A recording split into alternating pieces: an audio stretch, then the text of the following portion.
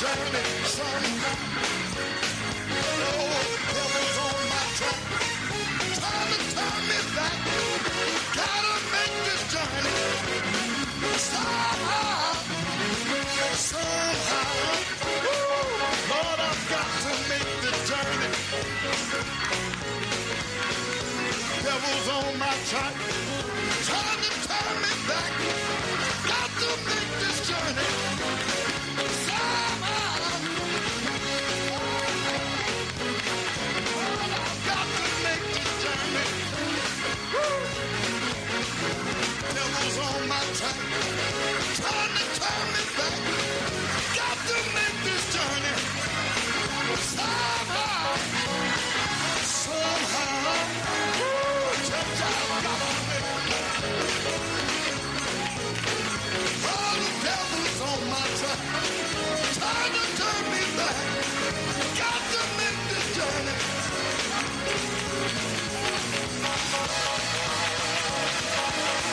Good evening. Come on in, Papa. Aim is over. Let's have the conversation.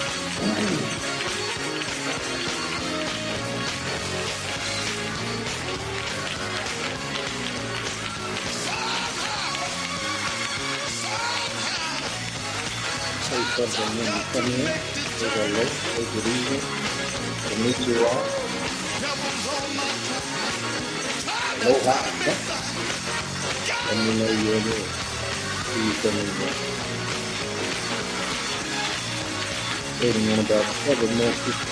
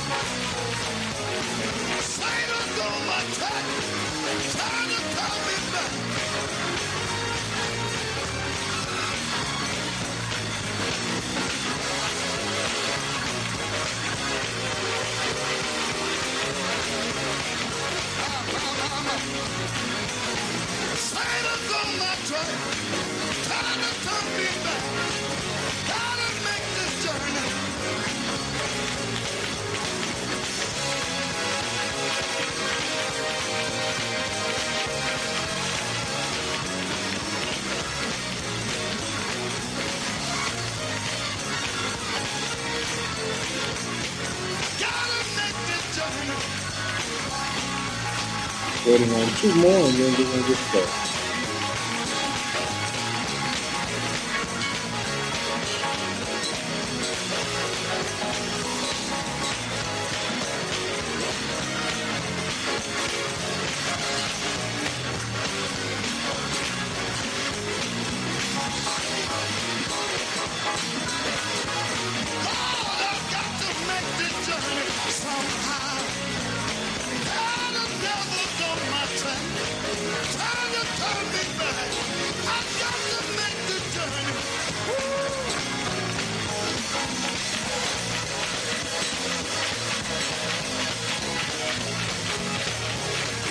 All right. Good evening to you coming in.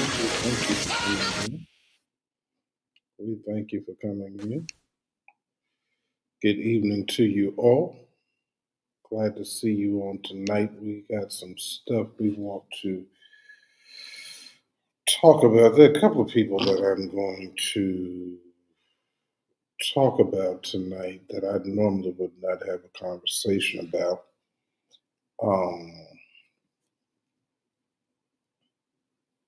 But they have just caused themselves to get on my radar, and I want to talk about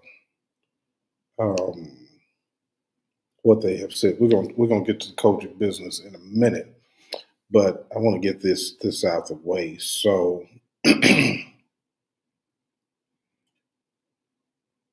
see what's going on here. No, I don't want to do that.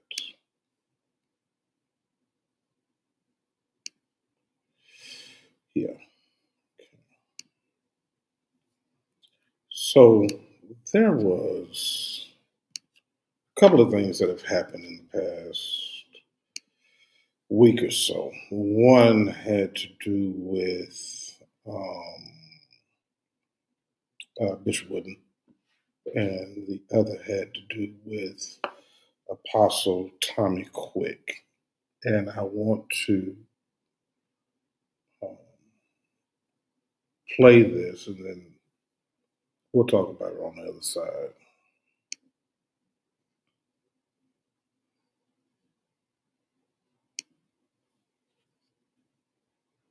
And y'all hear me say it all the time. It bothers me when somebody, oh, you're a black man. No, brother, I'm a man. Don't you discount me by putting no black in front of it. I can sit with it at the table there, and they're so proud to be black. And y'all hear me say it all the time. It bothers me when somebody, oh, you're a black man. No, brother, I'm a man. Don't you discount me by putting no black in front of it.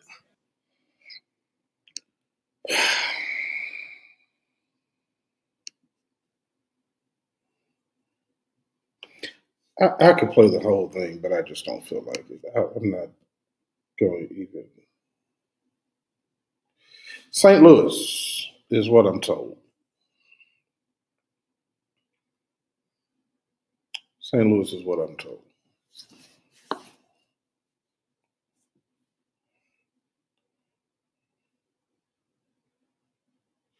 Did who leave North Carolina third? Who we talking about?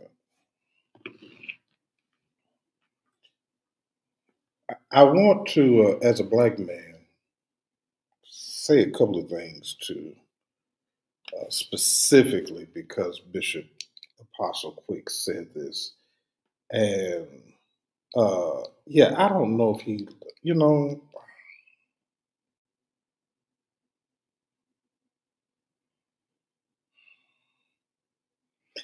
I I don't know if he's left or not. He should if he hasn't, but I don't know if he has. I'll find out, and Friday we'll talk about it.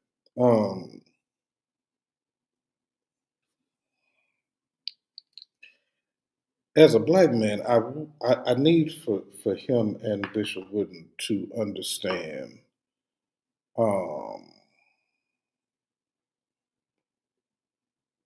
that there is nothing wrong with being a black man. Let's get that out the way. I don't know what their problem is being black, but there is nothing wrong with being a black man. Um, you you clearly have signed on to white supremacy because you don't know what it means to be a proud black man. Black men are, we don't have anything to be ashamed of. Um, I'm a black man. I got black sons. I got black brothers, uncles, and there's nothing to be ashamed of by being a black man. As a matter of fact, here is what slavery did. Uh, the white supremacists told you that you were less valuable because you were black. And somehow you haven't been smart enough in all your years of living to figure out. Bless you, Taylor. Good to see you tonight. Thank you, sir.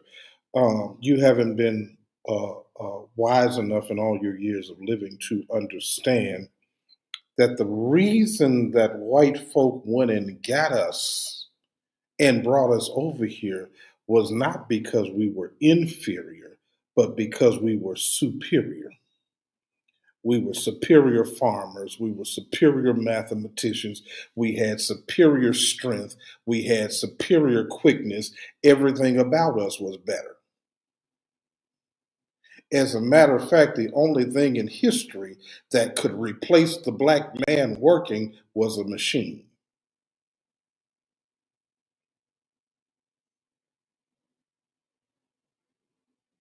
So tell me what it is that we're supposed to be ashamed about by being called a black man, because I'm confused. I don't get it. What am I supposed to be ashamed of? I can sit at the table there, and they're so proud to be black. And y'all hear me say it all the time. It bothers me when somebody, oh, you're a black man. No, brother, I'm a man. What does that mean? Help me to understand what that means. I just need to know. I'm asking for a friend. Then we have Bishop Wooden, who's saying we ought to be celebrating 17 million people getting kicked off of health insurance. I'm confused by that too. That we ought to be celebrating a big, beautiful bill. I'm confused by y'all. And it's been bothering me all week long. Let me say this to the brothers who will watch this, who are watching now, and who will watch later.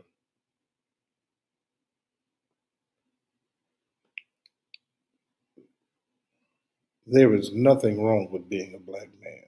As a matter of fact, if you're a black man in this country and you're surviving, you 10 times ahead of everybody else, because we started 20 steps behind. We always have to be 10 times better. We always have to be 5 times smarter. We always have to be 20 times stronger. We don't even just have to fight them, we got to fight each other.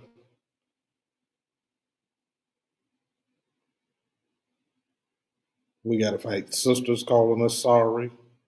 Like, to be a black man in America and just wake up and go anywhere is tough.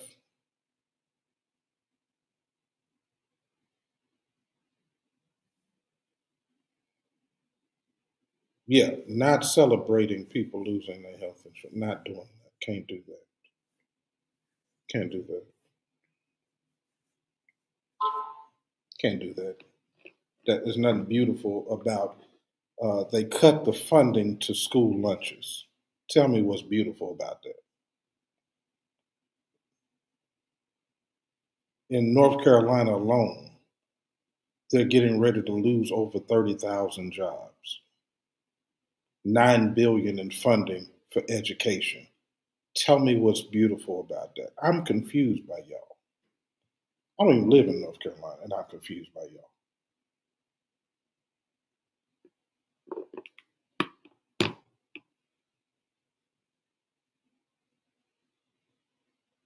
And I'm confused by people not saying nothing to them.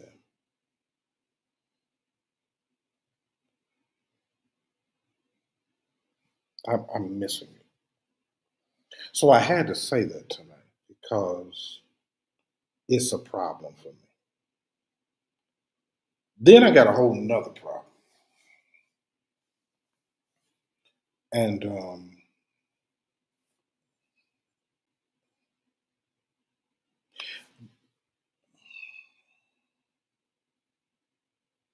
Bishop Lambert Gates, who I almost never have anything to say about, I like him.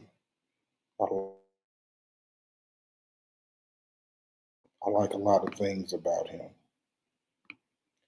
But Bishop, we have a problem. We have a problem.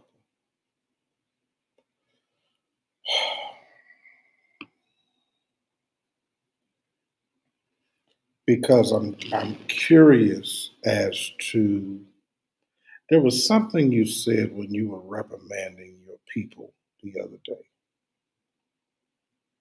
about Prophet Brian CARN. And you said something to the effect of, some of y'all done been divorced.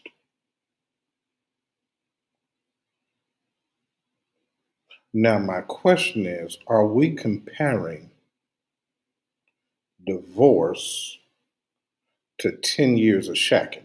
I'm just asking for a friend because I'm confused.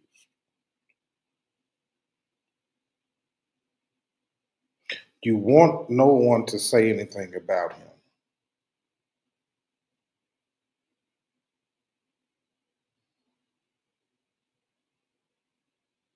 But there has been no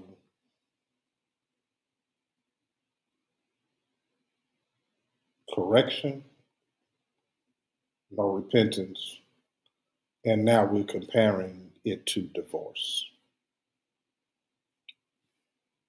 I'm confused.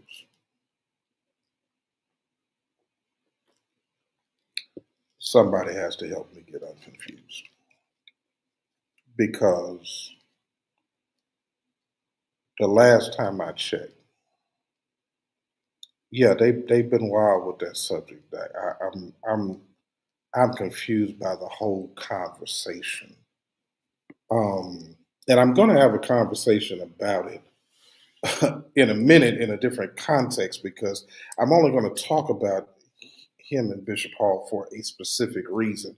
But that bothered me because there's not a comparison between marriage and a 10-year shacking where your girlfriend busted you out because you won't marry her. I'm missing it. I'm tripping. I'm missing somewhere. I don't know how people are wrong for saying something about him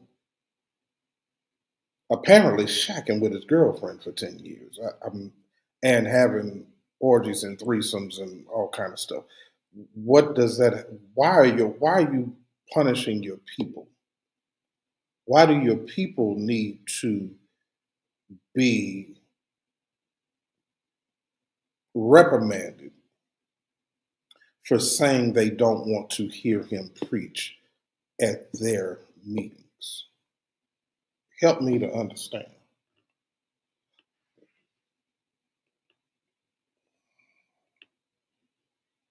It would seem like a reasonable position.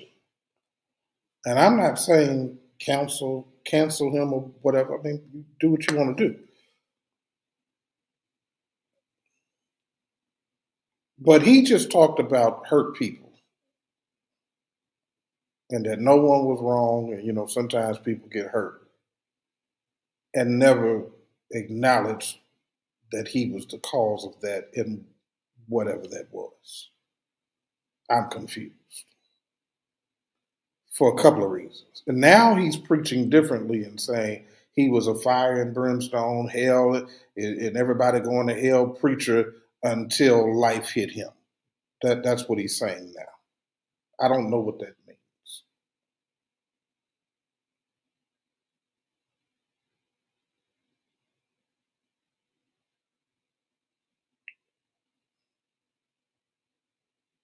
It's easy to understand grace when you have not given it, but now you need it.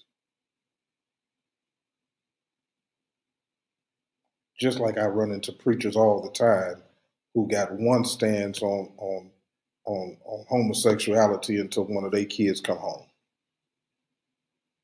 And now there needs to be a different understanding.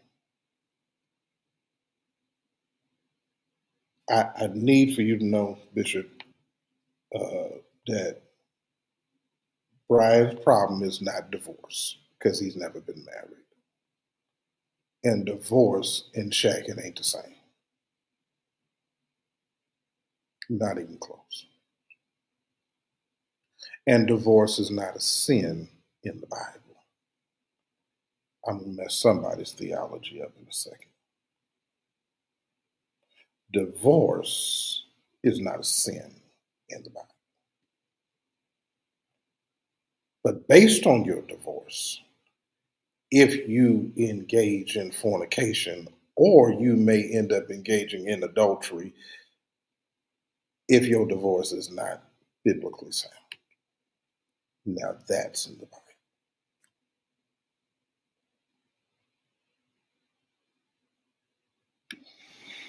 All right, moving on. Now, let's talk about, I want to talk about Prophet CARN. I want to talk about Bishop Hall. Both of them have been in the news. Now, y'all know Gail does not engage in conversation about Bishop Todd Hall. That is her friend, and I respect that. It doesn't stop me from having a conversation. But the conversation I really want to talk about is how should you be moving if you are a single preacher in 2025? These scenarios come up because people are moving in a certain kind of way. A lot of things have been said about the Todd Hall story, with the woman coming into the church or whatever. She's not from Virginia. She's from North Carolina. She's originally from Virginia. I know he said that. He knows it's not true. She lives in North Carolina, right outside of Raleigh. If you know, you know. That's all you need to know.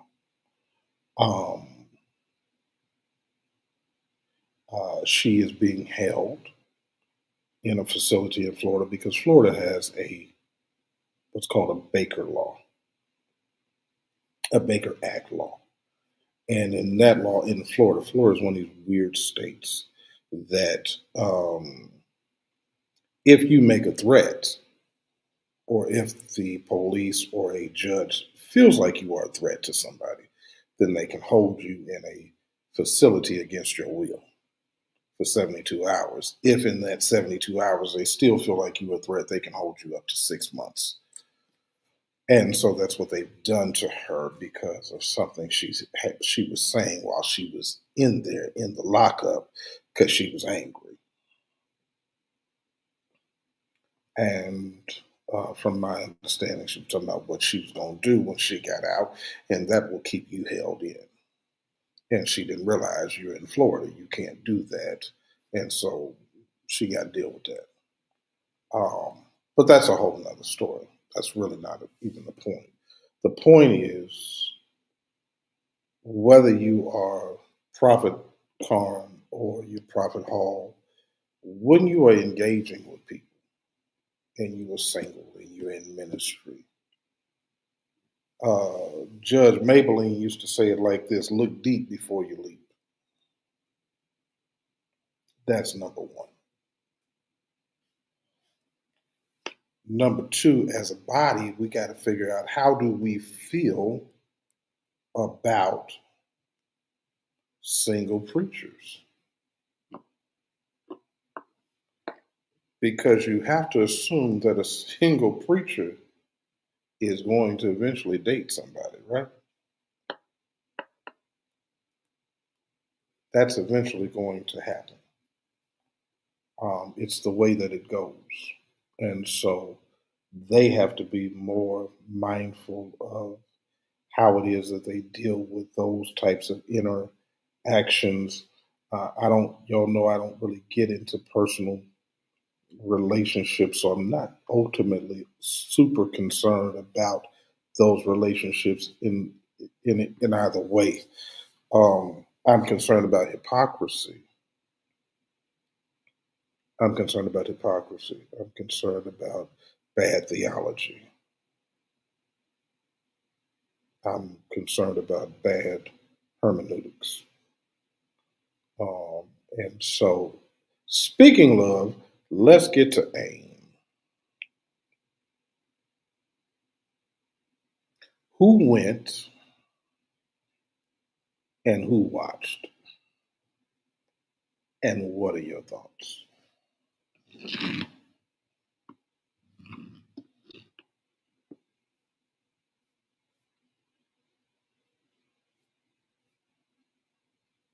Let me get over here to the comments. Let's see. What are y'all saying tonight about?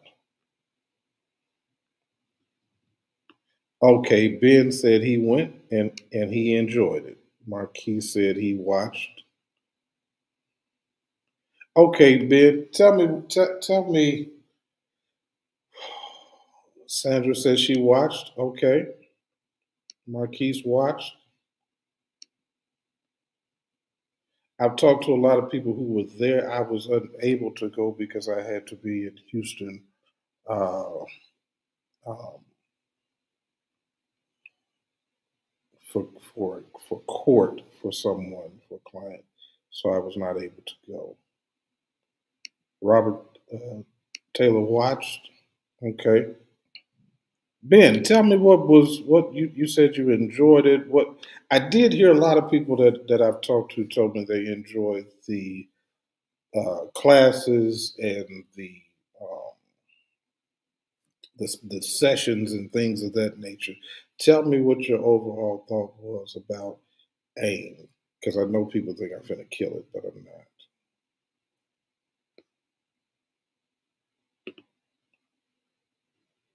Good evening, Dr. Thomas. Good to see you.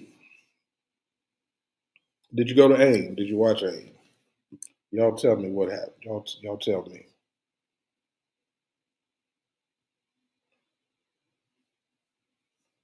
Okay, Ben said the classes were really good. Okay, the youth did a really good job.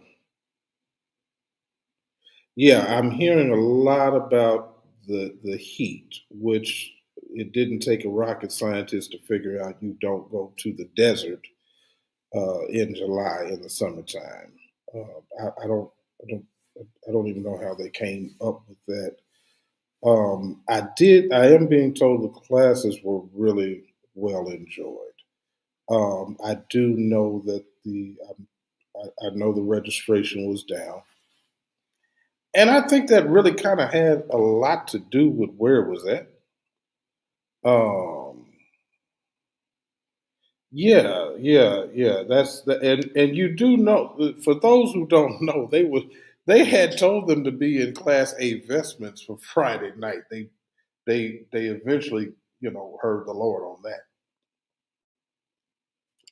because wasn't nobody gonna do that. It was 115. Y'all don't know it was 115 degrees. They're in the middle of I think the worst extreme heat whatever out there in 100 years. Okay, thank you, Ben. I because people will think that's why I asked who was there because people always assume that I'm being some kind of way and I'm not. Yeah, I know nobody was there in the morning. Morning sessions were scarce. Um, the media team did a really good job on camera shots. And so the presentation was better than what was. It has been a minute. That's true. I have really been tied up. Sometimes, let me say this to you. Sometimes you don't see me because um, I do have a co-host and she's not always available for the show, and so sometimes I just don't do it because she's not available. Just like she doesn't do it, a lot of times if I'm not available. So sometimes that's why you don't see us. It's because one or the other has a scheduling issue. But I'm trying to get back where I'm supposed to be and be here on Sundays and Friday nights. So y'all pray for me on that because I'm trying to get my schedule back where I'm here so that it's not so long between conversations. Sometimes I'm not talking though because what's being talked about, I don't have all the information, and I don't like to have talk about something. Sometimes that stuff shakes itself out in the wash, and to just jump on and have a conversation, you find out you're talking wrong in the first place. I try not to do that. Dr. Carter, good to see you tonight, man. Dr. Carter said, not only is it a desert, it's a concrete jungle. Absolutely, it's hot. Phoenix is just hot. If you've never been to Phoenix, you don't know. Phoenix is hot.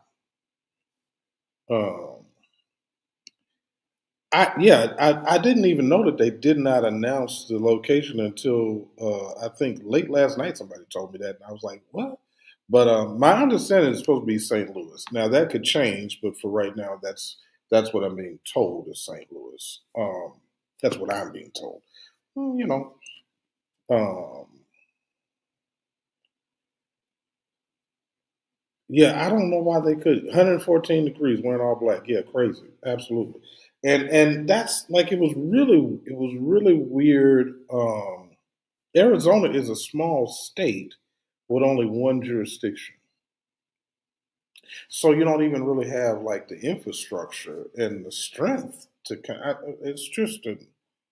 It's Phoenix is an odd choice. Was an odd choice. I hope they never make that choice again. I don't like the choice of St. Louis too, so I hope that that changes. But I'm told that's what they're looking at. Now, I don't know. I think they're trying to take everything in St. Louis. I don't know. It's weird. Yeah, there's only one jurisdiction. Yeah, Bishop Young is the only bishop in Arizona. It's one jurisdiction, one bishop. It's just a one state, and it's pretty much Phoenix and Tucson. It's not a big jurisdiction. Okay, thanks for the confirmation. I appreciate that. That's what I thought. Yeah, that's what I was told. I was told that today was that they're trying to go to St. Louis. I don't listen. St. Louis is a horrible city to go to. It's a horrible city for convocation. It's a horrible city for really any kind of meeting. It's just not a great city. Um, Man, I appreciate that, Dr. Thomas. I'm trying, man. Keep praying for your boy.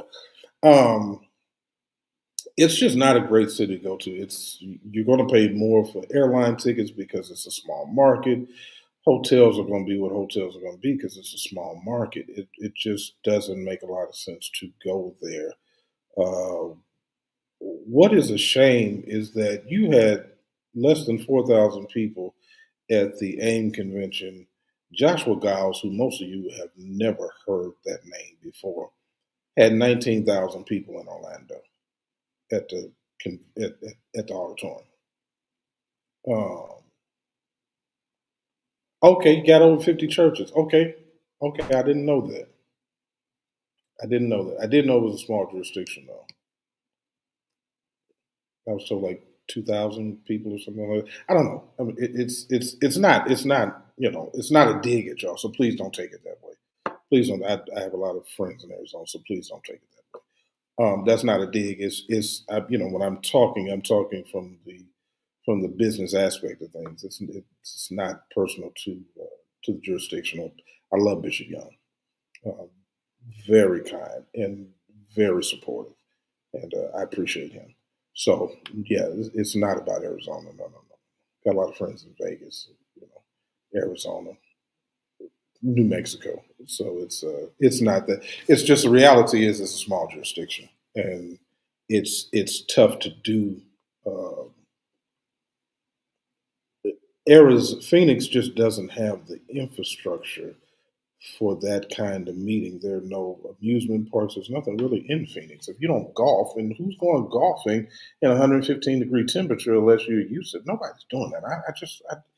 It was just odd to me. It was an odd choice. It's an odd choice, and I like Arizona. I was told people were extremely nice. It was a welcoming environment. It was a very cordial, and that's what you get out there. It's just you were going to have people who weren't going to go. It's 100 degrees. Nobody's doing that. Okay, Carter says Charlotte has done better since AIM was there.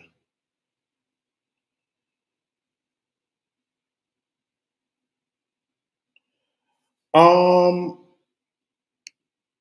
what do I think about Mantle being better? I don't think so. They're different things.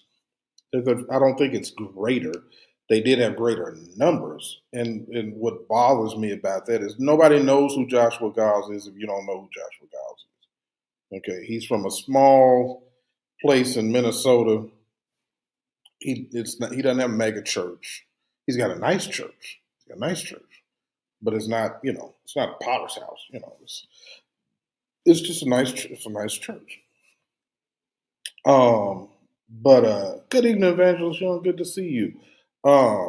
but it is to me there's a reason, and I said this. I got a call from somebody in the executive side of AIM on this week, and they were talking to me. It was late at night too. They were talking to me, and they said, "Jordan,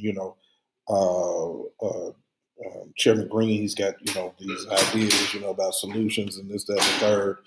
And I said to them, I said, here's the problem with solutions, is that you have to tell the truth about the problem. And the problem is we don't like to talk about the problem because we find that to be, oh, that's just, messy or negative. But you got to talk about the problem if you really want to get to the solution. This is not a now problem. Our attendance has been dropping um, since 2010, if we want to tell the truth. The last year, Bishop G. Patterson was 60,000 people in Memphis. By the time we go to St. Louis, it's 45,000 people. By the time you get to the last year in St. Louis, it's 18,000 people. Now we can't get 10,000 people to show up, and we can't get 5,000 people to come to AIM. There's a different problem. And it's not like those people won't go to stuff, because 18,846 of them showed up in Orlando for a guy you never heard of. Shouting, dancing, speaking in tongues, and being there all night long. And 11,000 have registered for next year mantle before they left this year. So you got to figure out that solution. I heard Chairman Green did an interview with Pastor Mark Moore, and he was talking about how we had Baptists and Apostolic and this and that and all of these different people there. That's one of the problems, is that we've lost our identity. When you go to other things, you know what it is that you're going to. The identity is not lost. People used to come to a COGIC event because it was a COGIC event, and nobody does COGIC like COGIC. Now we're so intertwined that we don't even we're not COGIC. It doesn't sound, doesn't look, presentation, preachers. It's so I can appreciate the comparison to the mantle, but it's just not the same. It's the same people though. It's people looking. Those people were in an auditorium for, one service after the other for hours, and every one was packed. Every one of them was packed. People on the floor just tarrying and foaming at the mouth. That sounds like something familiar if you're COGIC, right? But you ain't seen that in 20 years. We get through preaching, we hurry up and get to that $20 offering.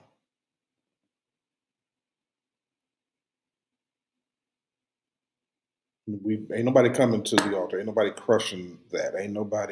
We're not doing those things that made us us, because now everybody else is doing what we used to do. Everybody else is doing what we used to. So when you're trying to figure out why we can't get nobody to come, it's because our identity has changed.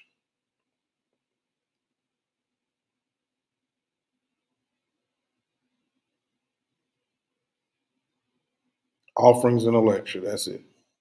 That's it. You're right, Governor. That's it. That's all we're doing.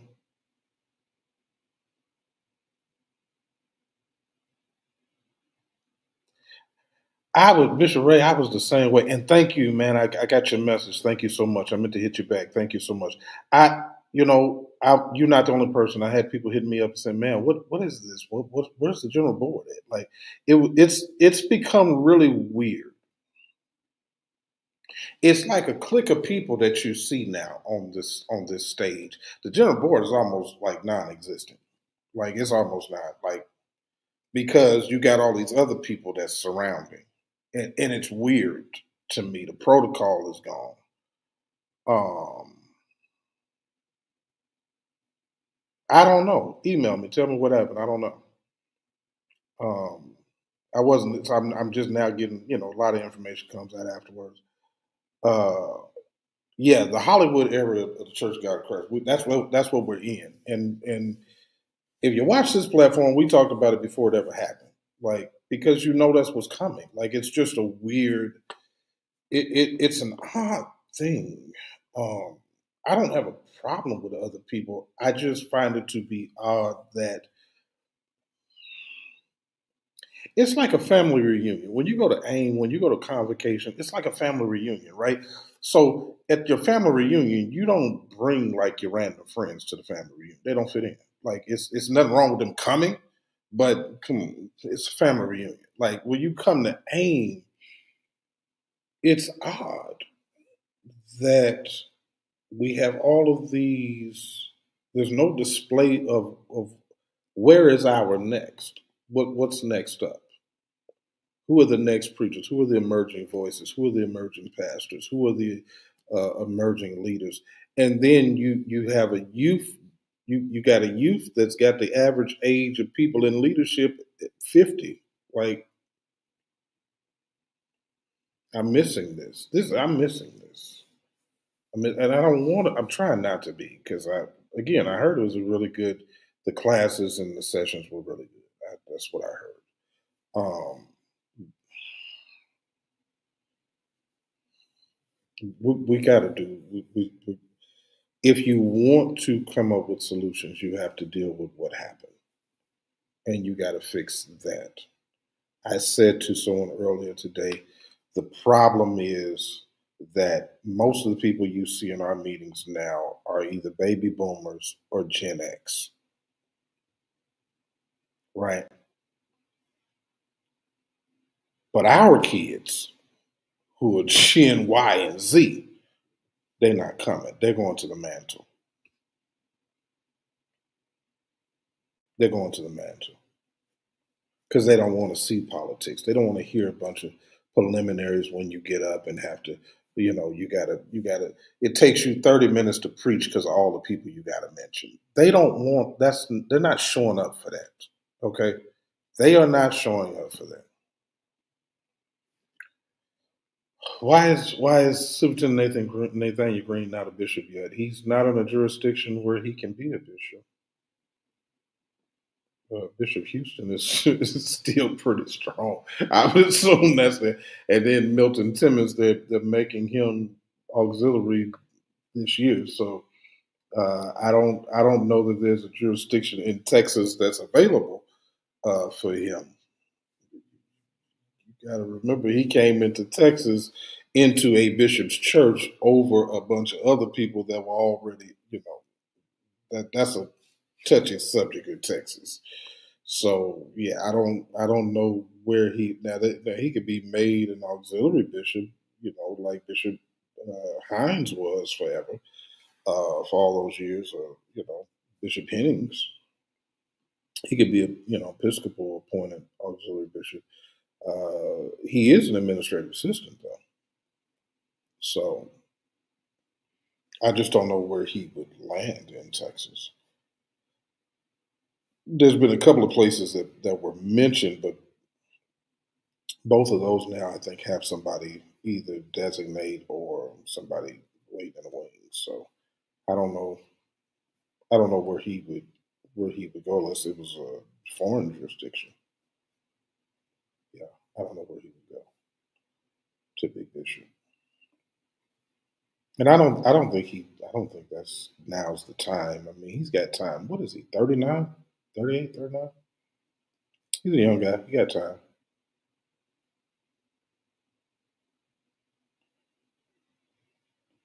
Man, that's what I'm saying. Like, it's who it took. So Chairman Green gets up, right? Y'all remember Thursday night? He gets up. Choir did what it did. He gets up, seems to start off pretty hot, and then has to do all the protocol. And 35 minutes later, yeah, that was, yeah, yeah, yeah. I mean, you know, yeah.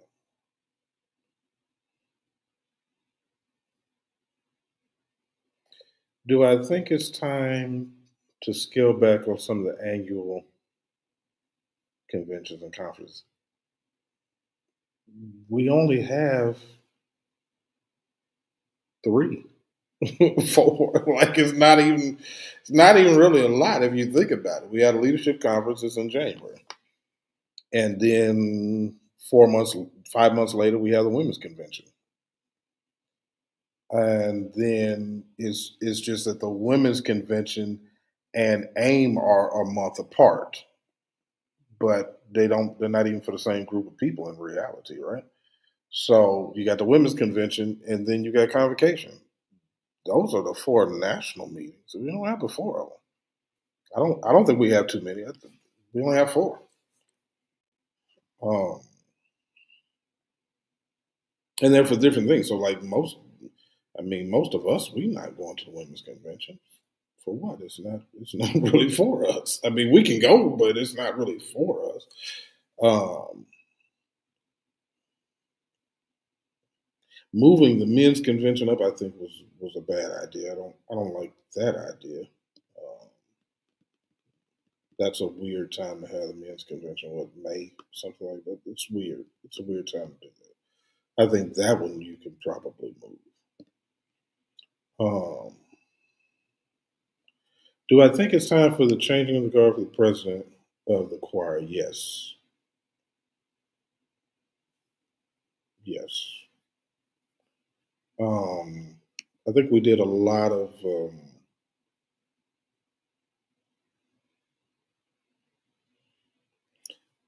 I'll just say it like this: song selection is not that great.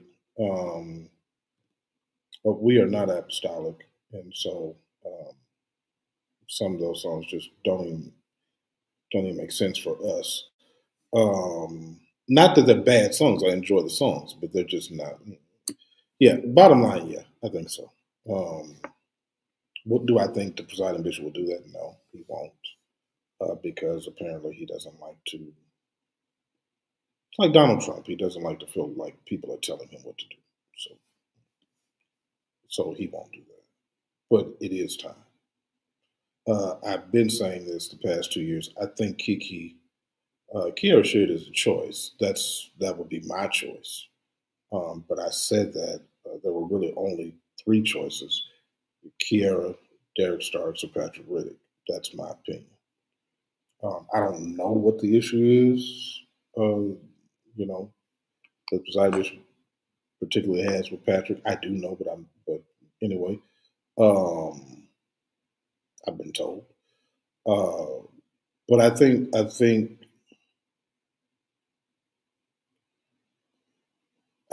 Kiera brings the right energy. Um, yeah, I think my opinion is it really, if I'm looking for a president, I don't know. I think Kiki's doing a good job with the youth right now. I think if you're looking for a president, you either go with Patrick or you go with Derek. Those are your choices. Yeah, I get that. I get that, Kevin. I get it. I get it. Carter says no more shit. But but she is doing a good job. She's good at. I mean, she's good at it. She is like a young Matty Moss. You can't deny that part of it. I don't want to. Hey, what's going on, Smith? Good to see you. I don't want to. I don't want to. I don't think we should punish her because her name is Sheard. I don't think she should be punished for that. She's good. I mean, she just really is. And the youth choir sounds like the national choir. When she's doing what she do. That's the only time it sounds like a national choir. The rest of that, I don't know what that is. Yeah, she draws the yeah. Uh, Sandra, she draws the younger generation. It's just more energy. It is more. Thursday night, the music side of it sounded like a Friday night, like it was ready for the national.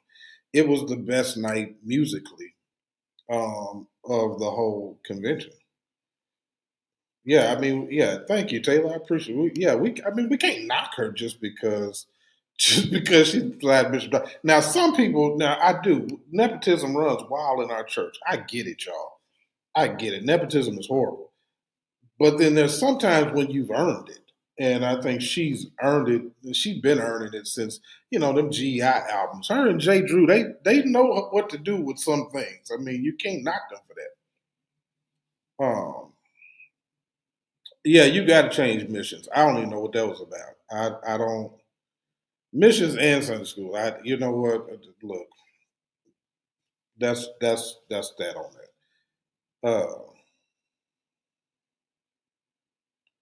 Yeah, I don't. I had a relationship with Bishop Hutchins, and I don't have a problem with what they did.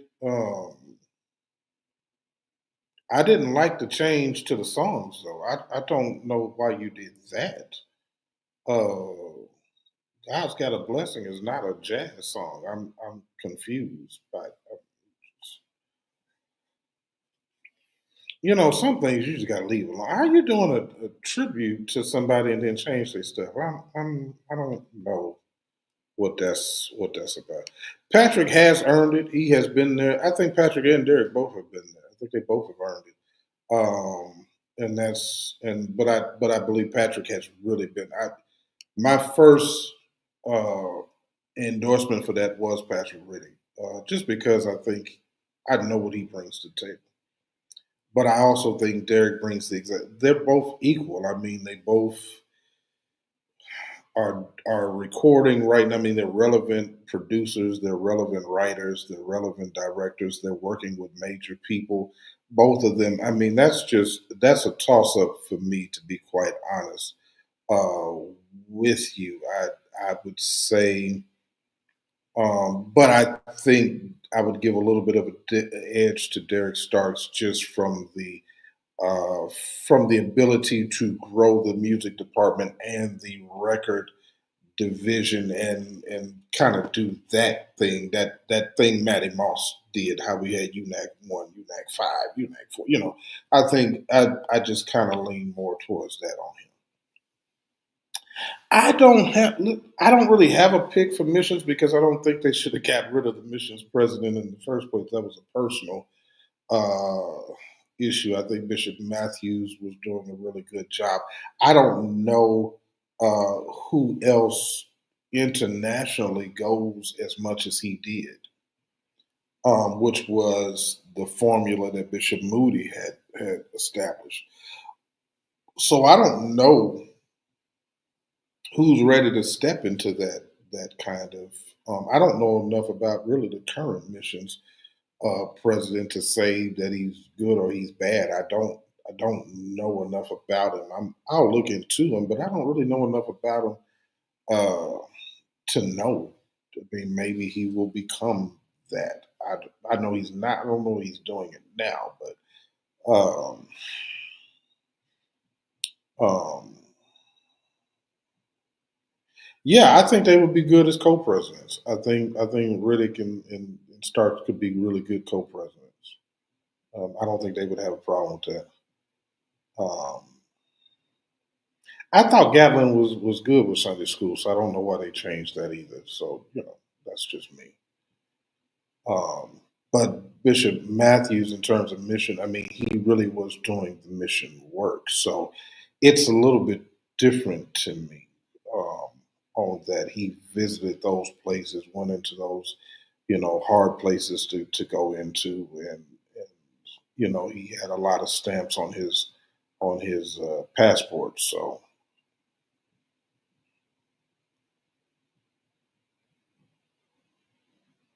okay, he's a medical doctor. Yeah, well, there you go.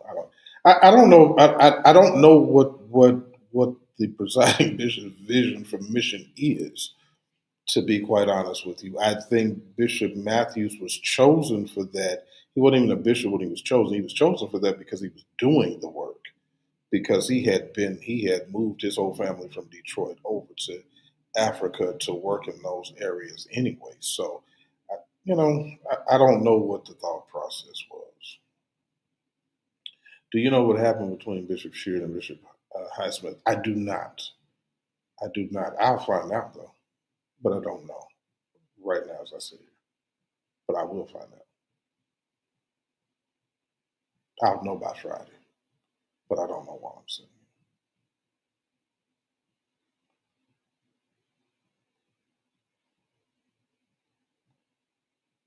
here. Yeah. Hey, good to see you, Sister Brown. Okay, I'm glad to be missed. Y'all making me feel good tonight. Thank you so much. Thank you so much. By the way, if you are on, everybody's watching me on YouTube, but we now have the ability for you to become members and do super chats and all that other stuff. I don't really know how all that works because I don't really pay all that much attention to it. But y'all have helped us reach that threshold, and I really want to thank you for that. Um, Thank you so much for helping me. Dr. Murray, good to see you, man. Hey, are you coming? Are you coming to Texas? Are you coming to Texas? What is it, end of the month, next month, beginning of the month? I know Bishop is coming for the convocation. You coming?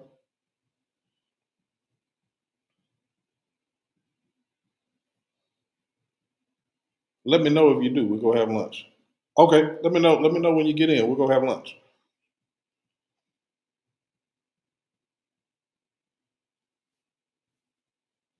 That's gonna be the one night I come.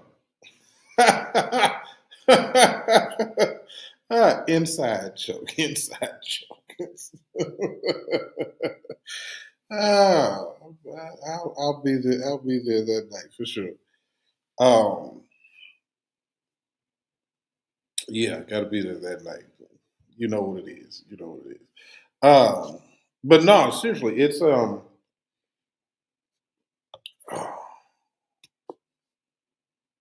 second assistant presiding bishop, Bishop Wooten, was not there. My understanding was health reasons. Bishop White was not there. His mother passed.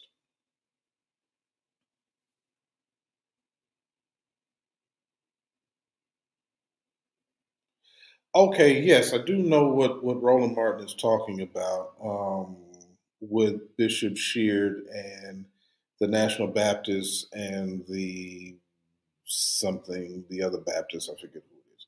Anyway, so in case you don't know, I mean, and I'm participating with it,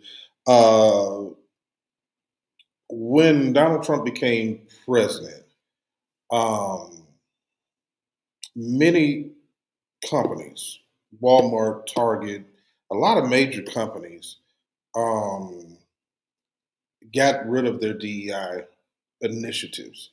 Okay, so when you hear DEI, what that simply means is that companies implemented programs to try to end discrimination within those companies. So when you go somewhere and you get a customer service person who treats you like a piece of trash because you're black, then they would have to go through training about diversity training. That's what DE. That's where the D of the diversity comes in.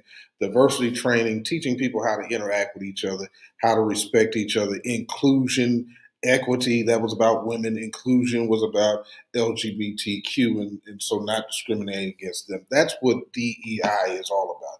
Diversity is about race. Equity is about women, treating women right in the workplace.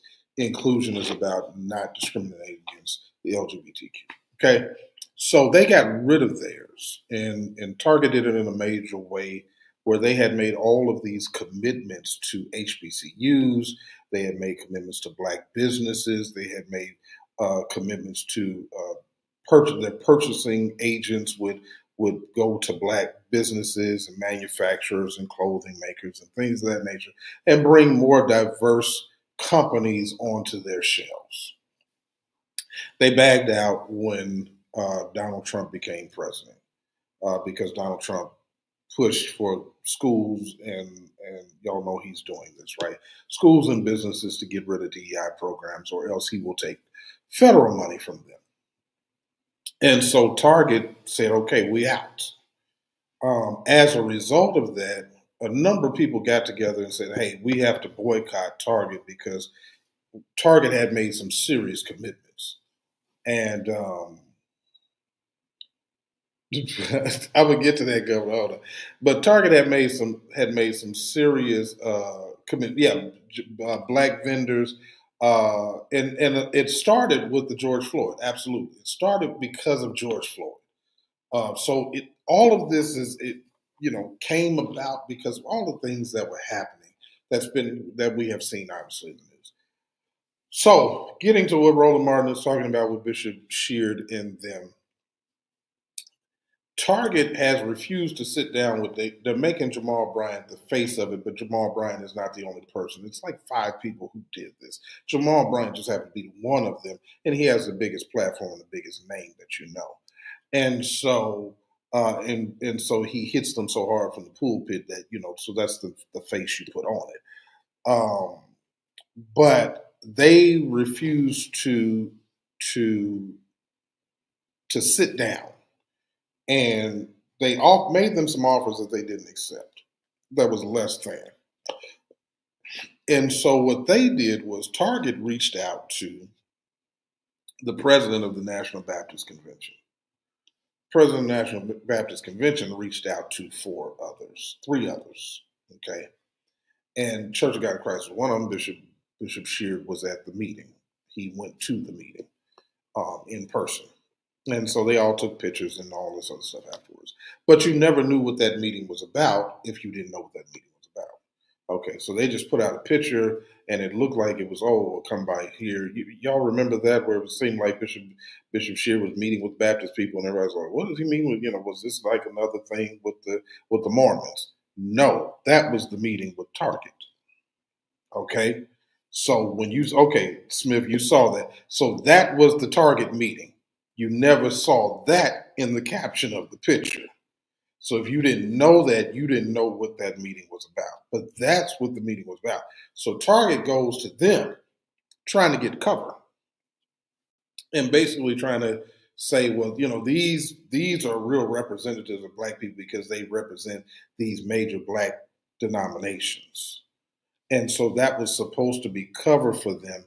And what they pledged to them was $300,000, which was $75,000 per group. This is why you heard Bishop Sheard say he didn't get $75,000. That's a technical truth because he didn't. They gave $75,000 to Church of God in Christ.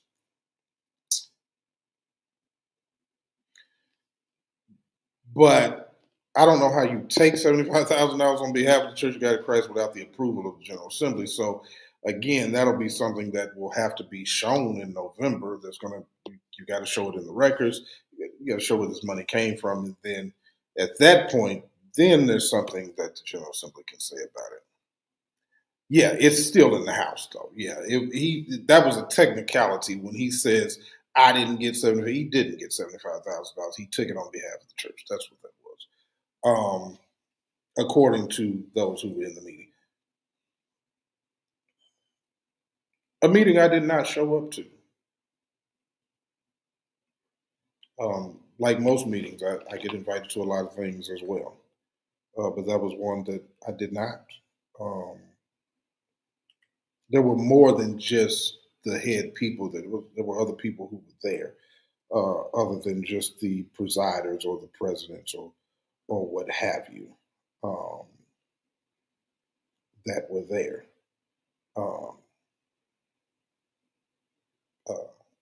So that's how that works. Right here, y'all see the emergency call with Reverend Al Sharpton. I'll be on that tomorrow. I get the same calls. I get the calls from the White House. I get the calls from the same people. It is when you know. And I again, that's a thank you to the late Bishop Cedric Daniels, who allowed me to participate in some things. The late Mother Hattie Rush, her daughter Erica, who's like a sister to me.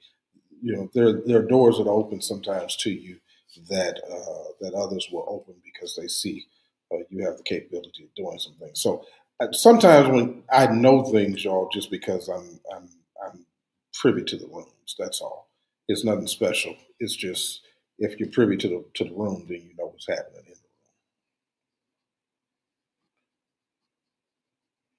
the room. Oh, the apostolics are here. Welcome in, apostolic cousins. Shoot me an email. Shoot me an email. That's how you get in touch with me. Just shoot me an email.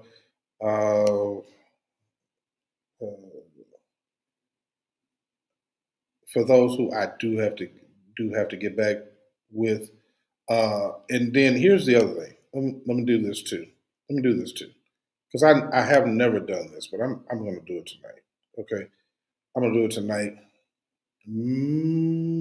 I'm about to put my personal email in the chat. Now listen, y'all.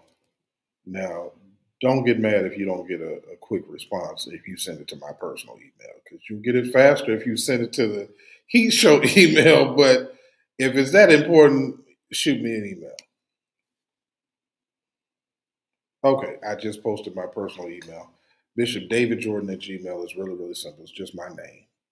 It ain't more complicated than that. Okay? So if you really need to contact me, you really need to holler at me about something, shoot me an email. Yeah, Roland was hot about that. I don't know if he'll get the money back. I don't even know. You know, um, okay, that's a great question. Was this really? Was this really? Uh, I'm not sure. I'm not sure. I've wondered that myself. This was a little bit of a weird. I did not go. I was not in the desert of Phoenix because I had to be in Houston in court. Um, and God gave us favor there. The charges were dropped against a client that we were working with, and so we thank God for that. They were trying to get him, so we thank God for favor on that. So I needed to be there. So I was actually in Houston this week. I've been in 4 cities this week, y'all. So y'all pray for your boy. Uh, I've been in 4 different cities this week. But I'm home, as y'all can see from the background. I'm home and chilling tonight. So, uh, but no, I did not make it. I did not make it to Phoenix. I don't know if it was. I would have to assume so. I mean, he's known about it for a year, so I feel bad for him because he had to preach after Tolan Morgan, and yeah, yeah. They gave you a seat on the see that see that's what I'm talking about. That's what I'm talking about. They gave the apostolic cousin a seat on the platform. That's what they were supposed to do. That's what they were supposed to do. Oh, that's right. Okay, yeah, I had forgot. Uh, Pastor Tola Morgan, listen, that's one of my favorite preachers. He's your favorite preacher's favorite preacher in a lot of places. Um, a lot of people slept on him. I have known about Pastor Tolan Morgan probably at least 15 years. Bad boy, just Tolan Morgan is if you've never heard of Philip Pointer, then you missing another guy out of Little Rock, Arkansas. I mean, these are just some bad boys, and he put on a preaching and exegetical hermeneutical clinic. Um, Absolutely wrecked. Just unnecessarily made it difficult for everybody who was going to preach after him. I would not want it to have been uh, uh, Nathaniel Green or Bishop Shear. I wouldn't want to be either one of them because that's a hard. I mean, he just put on the clinic. It wasn't gonna get. It wasn't. Yeah, that was tough. That was tough. That was tough from a preacher's perspective, y'all. That was a tough thing to do. Um, and I hate that he had to try to do that after him. But it was what it was.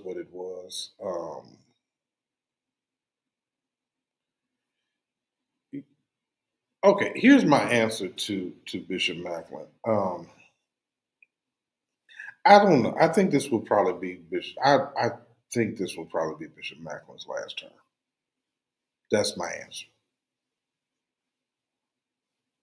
I think it'll be his last term. I think Bishop Macklin's going to retire.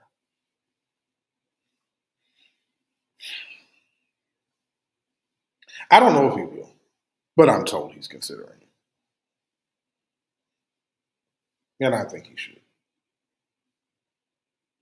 Bishop Mack, even though they say Bishop Wooten is the father of the board, he's not. Bishop Macklin has served on the general board for over 21 years. He's been there since 2004? I'm sorry, I said 19. I mean 2004. He's been there since 2004. He came in and he joined the general board in Bishop Patterson's second term. Yeah, okay, so you noticed that too, Governor. Yeah, a lot of people are just now paying attention to it. I talked about it like maybe 2 years ago when I first started noticing it. I talked about it on the platform. For those who are not paying attention to comment, yeah, if you pay attention, like sometimes Bishop Macklin seems to be talking to no one or just will be randomly doing weird stuff. Um, I'm not saying anything wrong with it. I don't know. I'm not a doctor. I'm just saying, you know, Bishop is,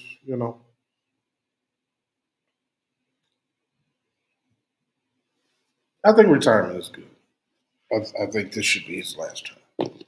I don't know if something is wrong or not. It appears as though something is wrong, but I don't know if there's, and I don't want to put that in the air, and I don't want to put that on him, um, because I wouldn't want anybody putting that on me. Yeah, yeah, that's just observations. I get it. Man, look, cousin. In real life, like Bishop Macklin seemed to be having a hard time introducing Bishop Sheard Friday. That just, it was like he was looking for words at some point. Just okay, and then he just sat down. And I was missing him when that random he's doing some. I don't know. I don't know. I will say this though. I will say this. I thought it was kind of, hey, what's going on? I thought it was kind of, I wasn't a fan of the video. I wasn't a fan of the video introduction. You know, I think I don't know what we're doing now. Like, there's just protocols in this church, man. And it's like the first administrative assistant introduces the presiding bishop. I'm trying to figure out what is weird. Bishop Day and Bishop Macklin were very close. They were very close. Um, and I feel like that hit him hard, but I don't know. I think this is something different. I don't know if this is all about Bishop Daniels as much as this is just, I don't know. This just seems to be something different. It's because it's happening more and more. It's just not. It's not. It's like when Bishop Blake first started kind of getting a shaky hand, and everybody was kind of like, oh, what's up with Bishop Blake? And then later on, it got worse, and you find out he's got, something was wrong. So, uh, yeah, that video intro, somebody, somebody called my phone and was like, Jordan, is he still running? Is this election time? And I'm like, man, I don't know. I don't know. Don't do that again. Whatever that, don't do that again. Just don't. This That makes sense in your local church. That did not make sense for that setting. I don't get that.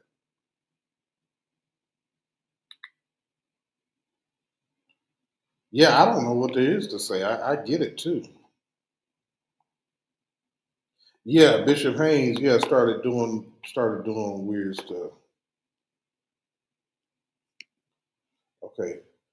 No shade, but I think people are mad that Bishop preached marriage but keep pushing his grandkids out of wedlock. Yeah, yeah. It's a lot of hypocrisy going on right now. And I want them to kind of just it's tough. They don't realize people are watching a whole lot of things.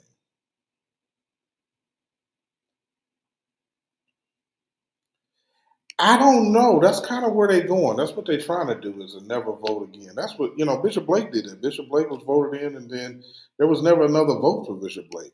They just kept, doing this vote by abstention where nobody ever voted. And as long as you have Lemuel Houston sitting in the chairman's seat, you probably will never have a vote for presiding bishop as long as he's sitting there, and as long as Bishop Sheard is running. You're probably never going to have a vote. That's just what that is because that's how they have it set. So you have to have the right people in the right places in order to overcome what is currently happening.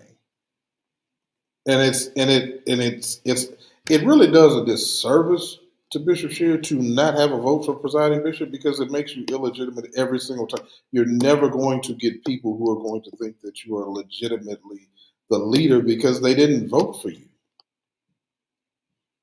And, when you win by 50 votes, that means half the people that you're leading didn't vote for you.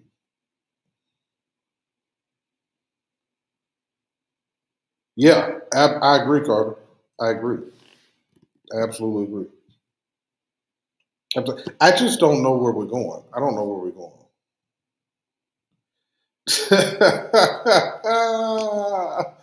I don't know. Are they there? Are they there? I don't know because it seems like people are kind of getting tired of that too. So I don't know. It just you can uh, they do always forget to mention trustee board. Oh, I bet you I could probably figure out who that was. I bet you I could figure out who that was based on that statement. Uh,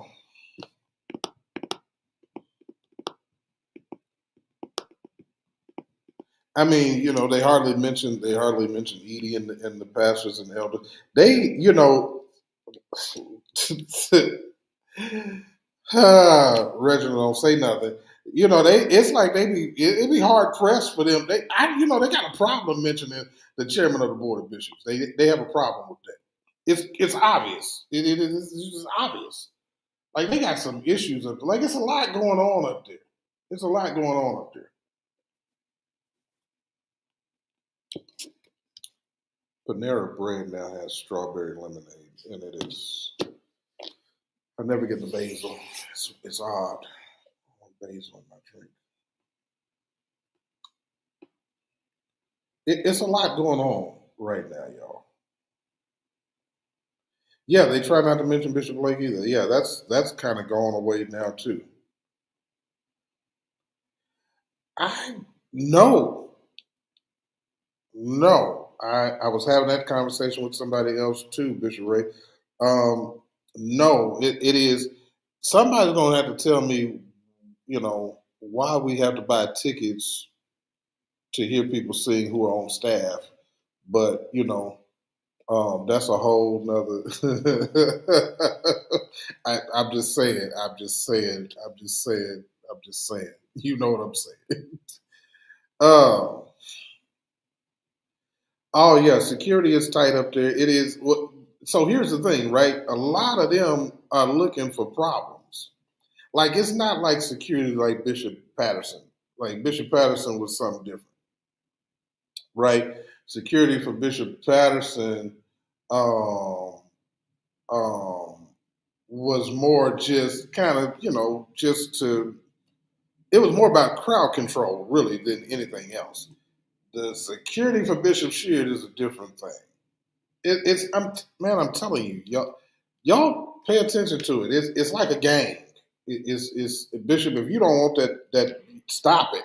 Like it's your boys are like gang members. It's just it's a weird vibe. Like all the people around are just like really weird. It's an odd thing. They like really, they take everything personal. To be grown men, they some of the softest, sensitive people that you might ever run into. They want to be gangsters. They ain't gangsters, and not in real life till you run into a real one. But it's weird. But they give that persona. I get what you're saying. Yeah, they give that persona like they, it's. I don't like. I don't get it, man. It's weird, and almost everybody in position has that same weird vibe about them. Like I'm telling you, it's like hanging. It's like being around Donald Trump people. You know what I'm saying? Like if you can't if you have a criticism, if you don't agree about something, I mean, they like gangbangers. It's odd. It's like like fake gangbangers, but you know we got a lot going on in this church right now. It's a lot of Freemasons, a lot of frat boys. It's a lot of just a lot of weird stuff going on.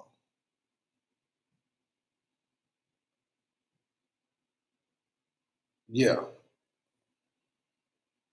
yeah, you can see the tension. Yeah, you can see the tension on the play, and you can see who the tension is with. It's like, and if you ain't really in that clique,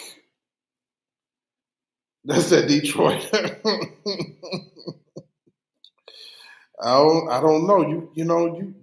You got real ones everywhere. So it hit a little different in Chicago. It hit a little different in Texas. It hit real different in Florida. You just got to know like that's yeah, yeah. She got her own clique. Spreewell got his like all these like the churches. The leadership is real cliquish right now. It's real cliquish. It's real weird. I don't. It's like I guess when you don't have a mandate, right? When you know that it's not, um, when a lot of people feel some kind of way about not having voted for you and not really supporting, not knowing what your agenda is or supporting it, they see a lot of hype about a lot of stuff that doesn't even really benefit the church at all. Um, Yeah, it's hard to be unified with everybody's yourself. Yeah, it's really weird. Yeah, yeah. It is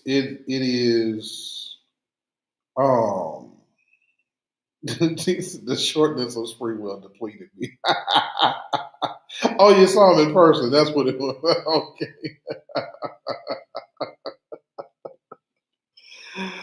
He's not. He's not. I don't know what. But again, these are. It's like it's like the presiding bishop put a lot of people in place. It's almost like the Trump administration. I don't have another way to compare it to y'all. I mean, I'm being really, really serious, and I'm not trying to be, like that guy. But it's like a lot of people that you're wondering why are they there and how did they get there and what are they doing? Um, it, it's it just doesn't make a lot of sense. It's very cliquish, very groupie-ish. It's very, insulated. Um, no voices from outside of your sphere, so you don't know why you keep making. It's like they don't understand why people keep complaining, but you keep making decisions that you're not getting good advice about, and then people just like, yeah, so they don't support what you're doing. Oh, I just don't. I just don't get it. Yeah, this is a weird administration. That's the best word I can find. That's the word, Taylor. Weird. It's an odd. This is just an odd situation. Every time you see certain people sitting on the platform, it's like they mean mugging and just mad, all just. You almost don't even want to look at the platform. Just like take the camera off of that. That's hard to look. It's hard to look at the people behind you, Bishop, because man, they ain't friendly at all. I don't even know if they enjoy any messages because they just always looking sour face. Very Hollywood. Man, look, because I heard about Revival Fire. Yeah, y'all could have played some football in there while you should have broke out the basketball game while y'all was in there. I don't know why we always have to frown. I don't know why we always have to frown. What does the mean face do for you? I know, you know what? I was trying to figure out though, and I love Mother Lewis. Please, y'all don't get me wrong. I love Mother Lewis. I just didn't know why she busted out crying. I didn't know what what had happened. I was like, what happened? I think I went in the kitchen and came back. I was like, what happened? Oh, $50 to view it online. Crazy. That's why nobody watched it. Nobody knows what happened at all. I mean, we know, but wasn't nobody watching it. $50 to watch Revival Fire. If you weren't there, it was $50 online.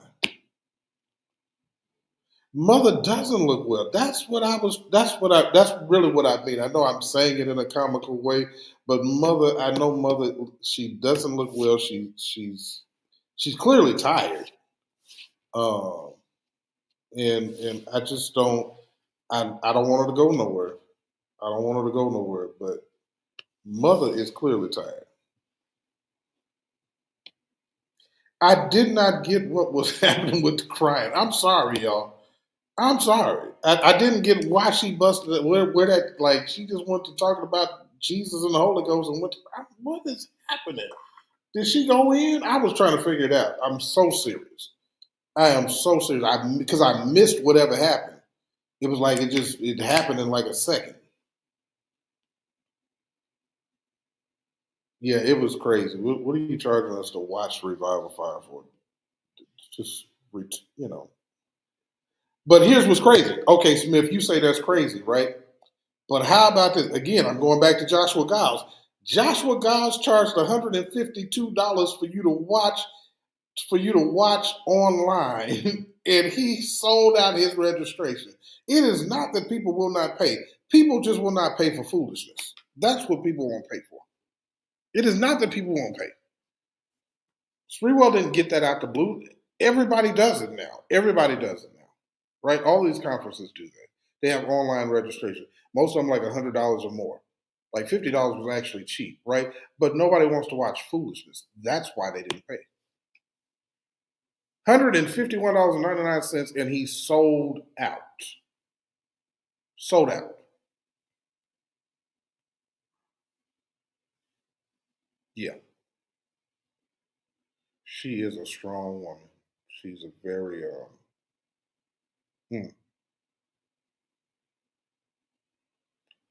I didn't understand why she needed to introduce the supervisor, but she's a very strong presence. She's a yeah. Giles is killing the game, and I was saying it earlier. If you came in late, most people don't know his name. Every time I say his name, I don't know. I don't know 5 people that know his name. If you don't know his name, he's out of Minnesota. He's out of a small spot in Minnesota, Hopkins, which is outside of Minneapolis. I mean, he's just it. There are people that you don't even know their name and they have major movements happening. There's a guy out of Mexico who's got 5 million members. 5 million. You know, we play a lot of games with numbers, but there are people who really doing it.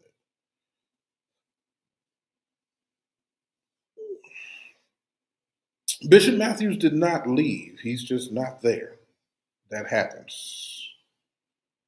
Whose prophecy has been accurate? Oh, you're talking about Giles? Yeah. Yeah.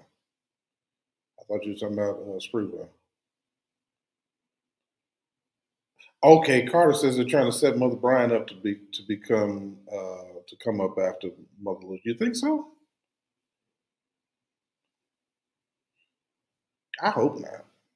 I hope not.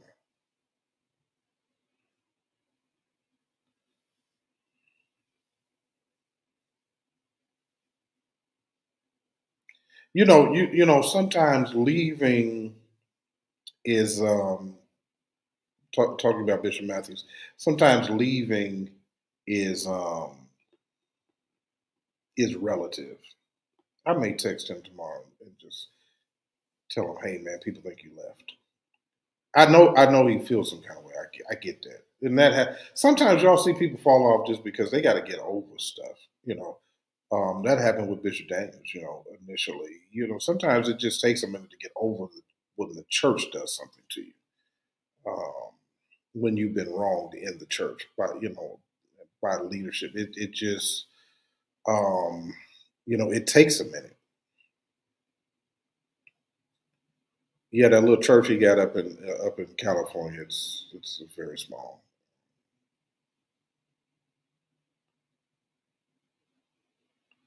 Yeah, yeah, they raised that money. Well, they were gonna do that. It's Nathaniel Green. Um, but I'm not dealing with you, MJS. I'm not. I'm not. I'm not. I'm not. I'm not. But I know what you're talking about, though. I do know what you're talking about, though. After the first service, I was tired sitting home. Why would I watch it? Man, listen, Bishop Ray. That first service. First of all, somebody called me and asked me about the person who was preaching. I said, "Hey, listen, I ain't gonna tell y'all what I said, but I'm just saying." I said, "Hey, listen." They called me back an hour later. Man, is he still preaching? Listen, let me help y'all. When you are preaching at a convention, you can't preach at all. You can't preach at all, brother. You can't stay up there an hour and a half. You can't do that. Hour and 45 minutes. Y'all can't do. It was like every service was just too long for me. It was just like people didn't know what to do with the mic. People didn't know what to do with the mic, like how to put that mic down. Like put the songs went too long, the preaching went too long. Everybody was just put the mic when you realize that you have gone to Flunkersville or you have made a trip to Disneyland, put the mic down. Don't just torture us and make us keep listening to that. Yeah, a brief sermonic selection that 5 minutes later. Put put it down. Y'all, it's like they didn't know how to come out of nothing all week long. Come out. Put it down. You can stop. We don't have to be here all night to do. It was just too. If it was good, that would have made sense. But that was not good. That was not good, y'all. It was not good. It was not good. Now, I had extremely high expectations for Chairman Green.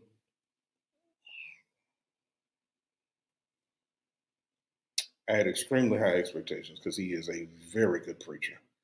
He is a very good preacher.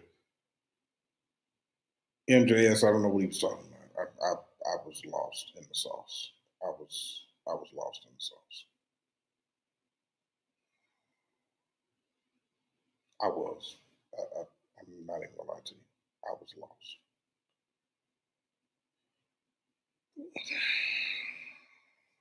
Yeah, I was. I as a preacher, if you preach about the agony of a yes, I need you to get to the yes, and we never got to the yes. I'm just lost.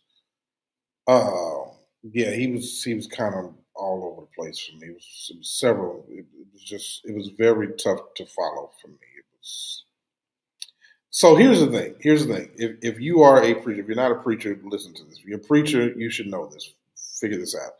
If you are preaching a manuscript and you see that is kind of going down. Don't preach the whole manuscript. Pivot, make a turn. Great preachers can fix that. And Nathaniel Green is really a great preacher. I don't know why he didn't make that turn. It was really stretching the text in some of it was tough for me.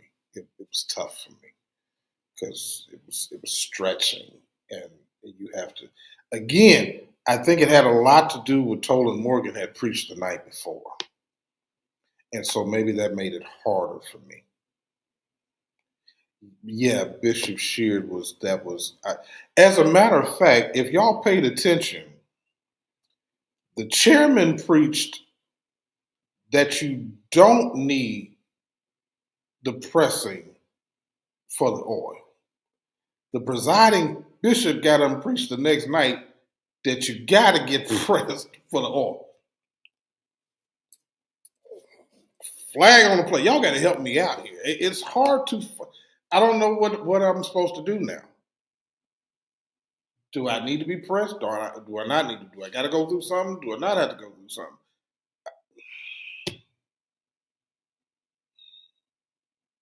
Okay, I thought I was the only person. Even though I know I'm not the only person because I got a bunch of phone calls about it. We got to, where we at theologically? Flag on the play. Where we at?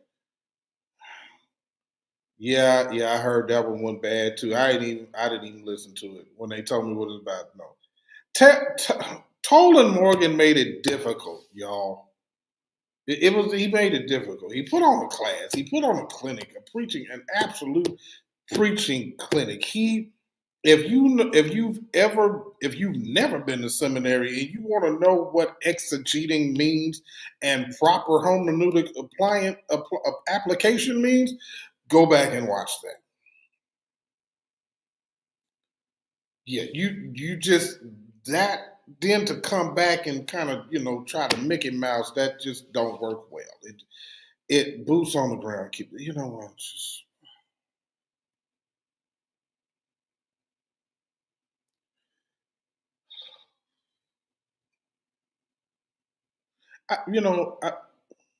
I did not hear a lot of I heard a lot about the classes. Cliches. I don't. Why do we have to preach cliches? Why do we have to sound deep? You got to study, man. Yes. Kennedy, Vandalyn Kennedy gave space to Bridgeway, who has been completely overlooked for far too long. They kind of relegated her after Joyce, because she was Joyce Mini-Me, Joyce Rogers Mini-Me, and she's still a bad girl. And we want to hear her. We got good stock in the church. It ain't got none of Amani. Listen, cousin, I want y'all to take her back over there to the PAW, coming over here with all this strong praying. Amani Rayford is a beast. She is a beast. I want y'all to take her back over there though with all this strong praying.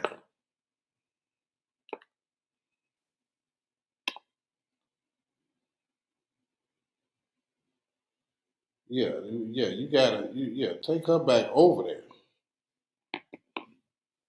But we got good stock over here.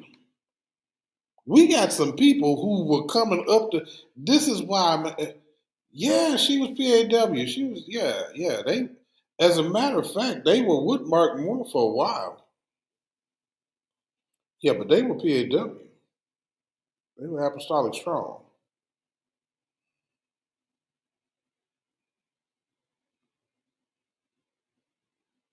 That's true. A lot of people were overlooked. Yeah, she's not. She's not. She's not COGIC. She is not COGIC. But her and Kiki are friends. Okay, you used to be with Mark too. Okay, yeah.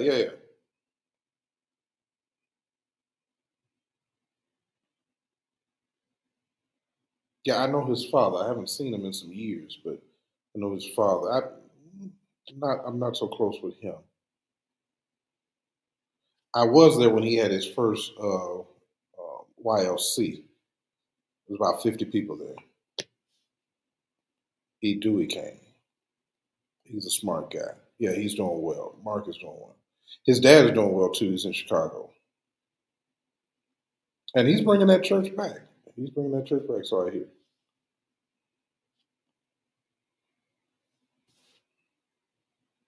Yeah, we've got a lot of good people in our church. He was not nervous. He brought them there. Those are his friends. They had just did they do a podcast together. They got a podcast together just like me. But they got a podcast that that Chairman Green, Moore, Jacobs, and Clack all do together. And sometimes that's why younger. I think he may be the only non-apostolic person on that podcast. Yeah.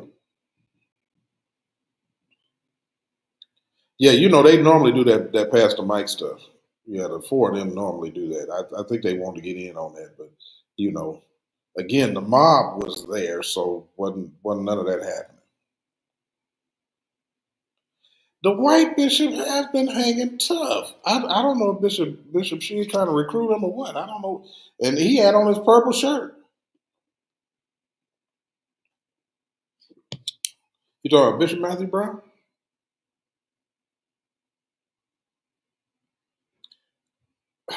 Hell person. I guess we'll never hear Myron preach. Hold on. Guess we'll never hear Myron preach. I just assume he don't have a word in him to give at this point. They can stop listening to him as a speaker at this point.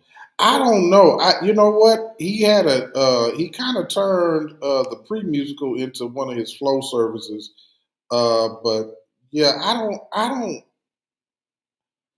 know why they don't let him preach. Didn't we hear him preach one time? I think Amani is out of North Carolina. I think that's where she's at. Because she's also, I think, a real estate broker or something like that. I think she's in real estate too. She's a bad girl. She's a bad girl.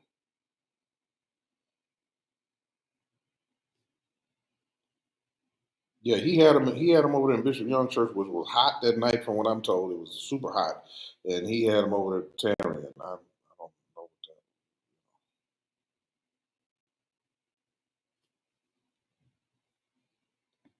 that was. I think Sunday night, something like that.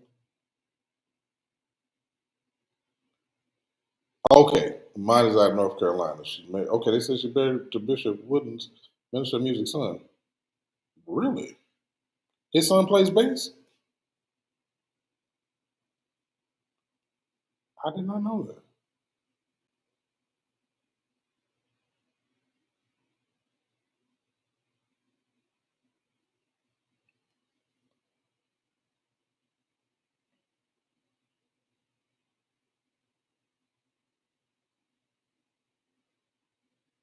Okay.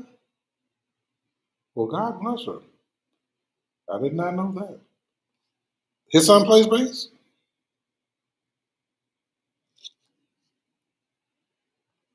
That must be another son.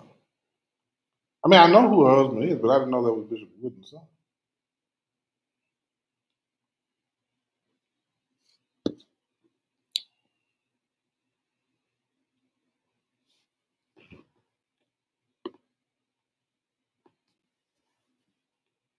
They always told me something that I did not. I didn't know that was Bishop Wooden's son. I never knew that.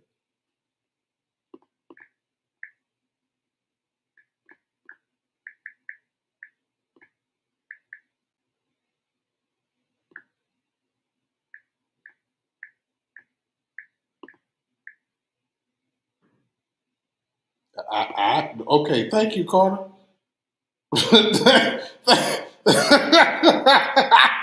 Okay, me and Carter having the same problem right now.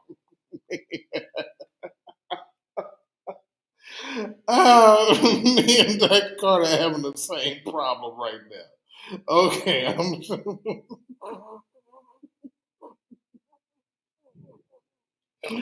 I'm sorry that about me. That was funny to me.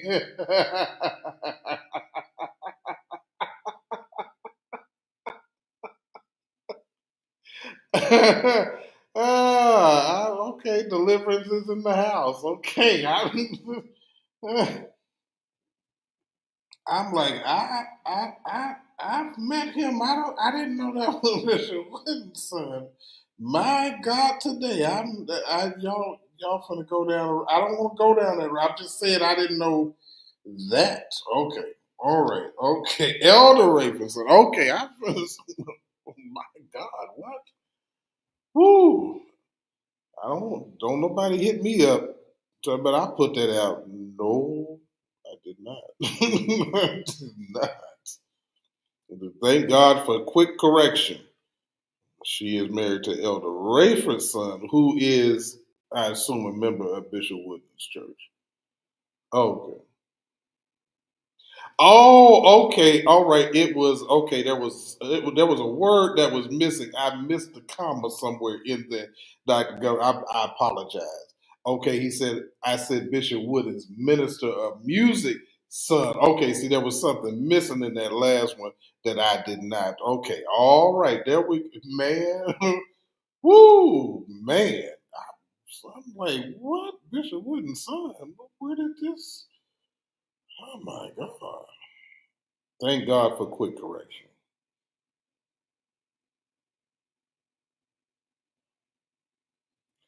Yeah, it was the lack of the comma. I didn't put the pause in there to say comma Bishop Wooden's minister of music, comma son. I that's what I didn't okay. I didn't pause. Okay, so y'all forget Jesus Pride Month. Good God, I thought it ended last month. Thank God. I thought y'all was giving some information about something. I thought that was finna break the internet. Gail was not in Phoenix. Gail did not make it to Phoenix. Okay, there's the answer right there. Uh, Myron was prepared to preach. He had his iPad on the podium. Service just went another way after that popcorn testimony. Okay, all right. There's the answer to that. Bishop Wooten was at home. He did not make the trip. I don't know how much longer Bishop Wooten. Um, I don't even know that it's just necessarily that he is um, sick per se, as much as it is just might be time for him to. I already said this of Emeritus. I've said I don't believe he's going to make it all 4 years.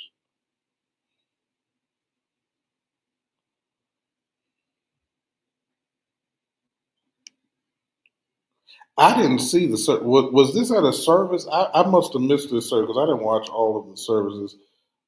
Just to be honest with y'all, I didn't watch. Was this the my service? Is that what we're talking about?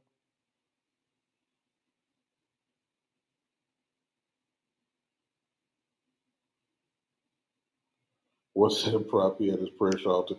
Yeah, generally when he has that on, he's gonna do the praying and the tearing and the singing and all of that. It's kind of the way.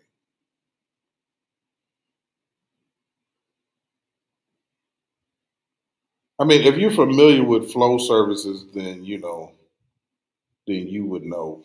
That's kind of man. That's my friend too. Marissa did her thing. I'm gonna have to tell her how proud. I mean, she did her good preaching. She did her good. I keep telling her she is AME Pentecostal.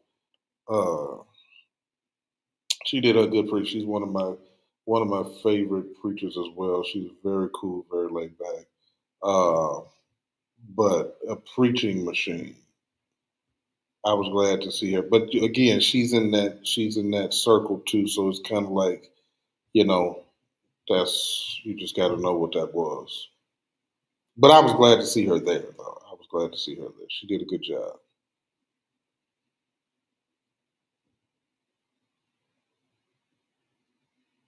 and I like the fact she ain't too. Marissa's not is not hard. Now she New York, but she ain't hard. You know what I'm saying? Like she's still a dainty. She's still feminine in her presentation. I can appreciate what she does. I thought she did a good job. Yeah, I did not see the massive. I think that's the one that he preaches at, but I didn't see it. So okay, governor says they gave more props to Dillard than anything. Um, so why not Hill, who was the former youth president, and others? I think because he was the most recent. I just think that's it's the inaugural. It's the first one in. He's the last guy out. I just think that's what that was. Yeah, she's super feminine. She is. If you ever if you ever see her in private, if you ever see her outside of the pool, like she's just a super cool down to earth chick. Like she's all chick for real, and she's really super cool. Like, that's just the truth. She's like your favorite little sister in real life. Yeah, she is not. The COGIC Mall was interesting. Bought my homeboy 2 patches for his ticket, and it cost me $50. Well, that was a good price. That was a good price. They tell me the attendance was down, so I don't know. That's the word that I got was that registration was from somebody in the secretary's office. So the registration was down and the attendance was down. Now that part right there, some folk typically got all the stuff on it, just everywhere you go. Kiki had pants on in the pulpit praying, and the Facebook. Oh, I can only imagine what they said about it. They got to realize that I don't know. Sometimes it's like they forget that you're the first family of the Church of God in Christ.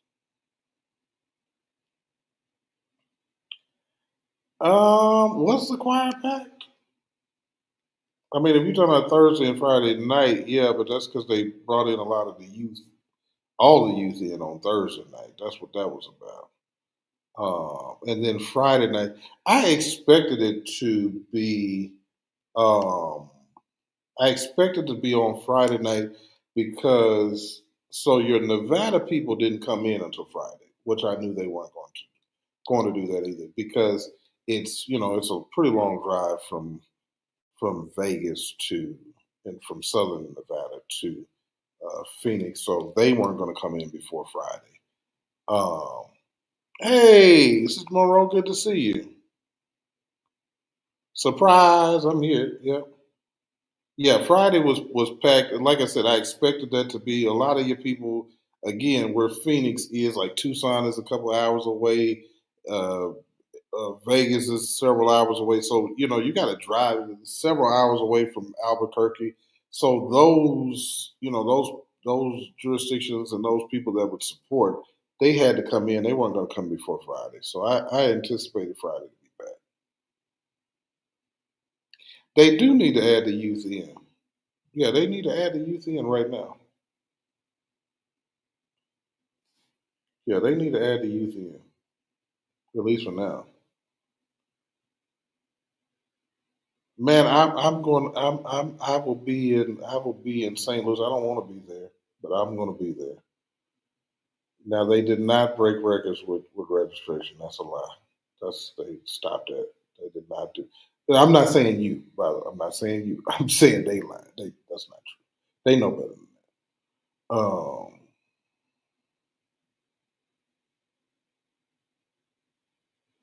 Yeah, Vegas 4 hours, 4.5 hours, depending on how you drive.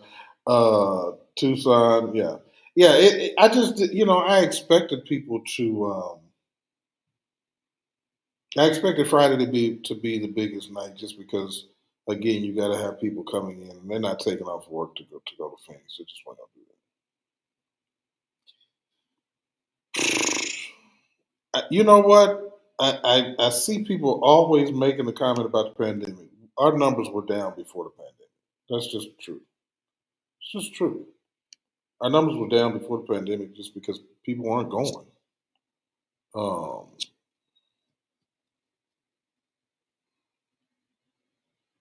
People weren't going, and they're down. They're down now because people feel some kind of way about a number of things, from elections to appointments to who's in place, and that's just what it is. Um, Cross organizations, they're trying to add the youth in more early in the week to get more folks the services because attendance and registration. Yeah, that's true. That's true. And but here's the one thing. Here's one thing, Perry, that upsets me, and I'm not saying you saying it, but that I keep hearing people say, and I said this to one of the executive board members for AIM this week when we talked, and I said to him, I said, "Listen, man, I said y'all got to stop acting like it's everywhere. It's not everywhere. If Joshua, and I keep saying this just because I'm using him this week, but if Joshua Giles, a guy you never heard of, got 19,000 young and middle-aged people in an auditorium in Orlando for a whole week with higher registration costs than ours, it's not because people won't go. It's not because they don't want to go. It's not because they're not. It's because what we're offering, they don't want. It's just not appealing to them. We are not. We've lost our identity. We have to figure out who we are again. We have to. Yeah, it was a lot of empty seats on Friday night, even though there were a lot of people there. Now, I know the concept is that there were 7,000 people there, but let me tell you the truth. The capacity of the room was 4,200. The capacity of the space that we had was 4,200. Period. That was the capacity of the space, 4,200. So anybody tells you that there was 5,000 people or more, no. That was the capacity of the space that we had, which is easily, that's you can pull it up on the website. It's pretty easy to do. Didn't no, yeah. He's standing on whatever he's standing on, and they're there for for the tarrying services, and they in that thing. So it's not because people won't do what we do; it's because we have stopped doing what we do. Yeah, I agree. You almost, that's a great point too. You almost can't afford to be. Why am I paying a registration and then I have to pay for the concert? I got to pay for this. I got to pay for banquets. What am I registering for? What is that for? It's just astronomically unnecessary.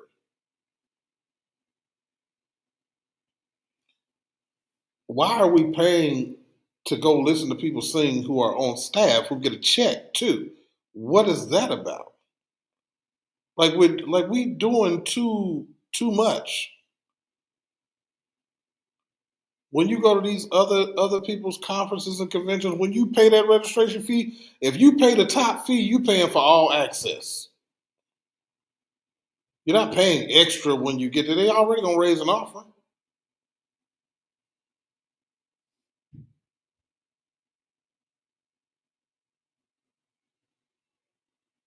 They should be. Yeah. Yeah, I'm a one offer type of preacher. I don't believe in all that. As a matter of fact, my people get on me because sometimes I forget to take off. They have to. I got somebody else does. I don't, because I'm not. Like what you're supposed to do. White people don't have to do that. White churches don't. Hispanic churches don't have to do that. You come in, you know what you're supposed to do. First offering, second offering, then they're gonna hit the. Listen, I told somebody Andrew Jackson is a member of the Church of God in Christ, clearly, because he's at every service. Y'all don't know who Andrew Jackson is? Look it up. Exactly. That's what I'm saying is, why are you paying to hear people not only that you hear all the time, but who are on staff? It doesn't make a lot of sense. What all the Clark sisters are on staff. Kiki is on staff. All of Vincent Bohannon's musicians are on contract. So Vincent Bohannon, like, come on, man, y'all got to.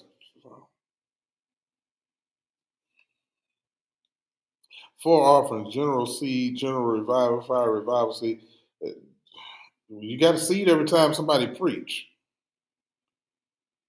It's that part. I'm so glad you brought that up because I forgot. I almost forgot that was in my notes. The lecture before the. Okay, let's do this. Let's have this conversation. Let's have this conversation. Yeah, Kiki's a vice president. She's on staff. Jackie she's a vice president. Dorinda is an elect lady or chair lady. Uh, and of course, Karen is the first lady. So, she got whatever her thing is. And yeah, like they all getting something. Like, what do we. And then the label got to get paid, right? The label got, oh, you mean Carew Records? Yeah, they getting paid. Like, come, like, y'all got to stop this. Y'all got to stop this. Stop it. Just cut it out. Just cut it out.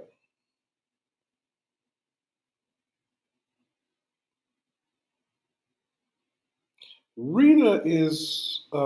They tell me she's doing better. I don't know if she is or not. Rita Womack.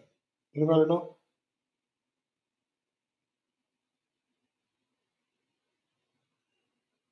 Yeah, it's given in the salaries are given in the financial report every November General Assembly. That's right. You got to pay to sing with the Ann Choir. That's somebody else mentioned that to me this week too. Said, "Man, Bishop, we gotta pay to be in the choir." I said, "What?" I was dumbfounded. I said, "Yeah, we got to pay to be in the choir too, and then you got to pay to your people got to pay to go to a concert." What? Yeah, it's a complete double dip, and they got to do something about it. It's a complete double dip. All of these people, are sitting on. But again, if when you're wondering why you see those people sitting up there mean mugging and looking like security is on, is you can't tell if it's security or a gangbanger, it's because they don't like true conversations. They don't like you asking questions like this. This is a problem for them. This is a problem for them. They have a problem with this.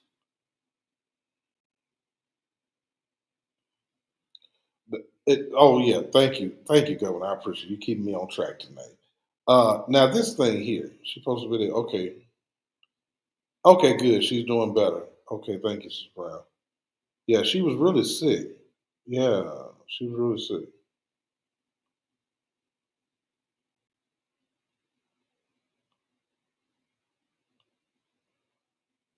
You right, Vaughn. Good to see you tonight, man. Good to see you tonight.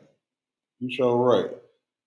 Listen, I remember when Revival Fire, you had a line of preachers and they gave you 3 minutes and you had to go off of whatever the last preacher did. They trained you like that. It used to be different. I don't know what this is now. I don't know what it's just like I don't know what it is. Anyway, I want them to stop lecturing. Listen, Bishop, let me help y'all. Preachers, I want y'all to stop lecturing us at the end of every message. Y'all be so in a hurry to say, don't walk, don't walk, don't walk, stop walking. We in the spirit. No, we out the spirit now. The spirit has left. And people are leaving. And they're leaving because you kept them in church too long. That's one. They leave in number two because they know you're getting ready to ask them for some money. Number three, it's the people in the back who are leaving. They sat in the back for a reason. We sat in the back because we wanted to get out of here. We try to beat traffic. We try to beat people to the food. You know what I'm saying? Like, come on, stop this. Close the doors. That's basically what they do. They can't say it now because Bishop Marvin Sapp messed it up. But they basically saying close the door. If they could get away with it, they would say it. But they can't say it right now in this season. In this season, they gotta, just keep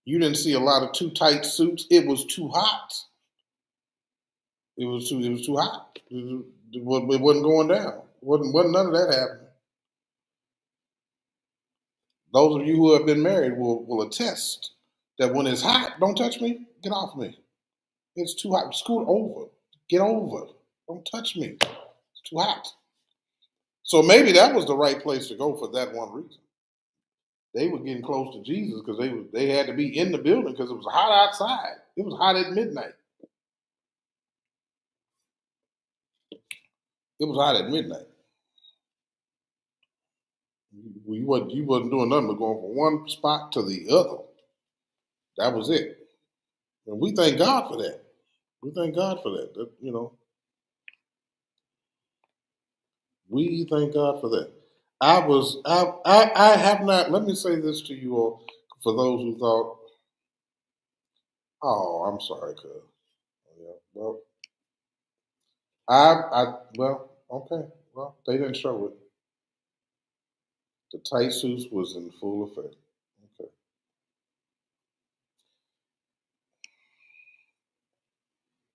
Dry desert heat.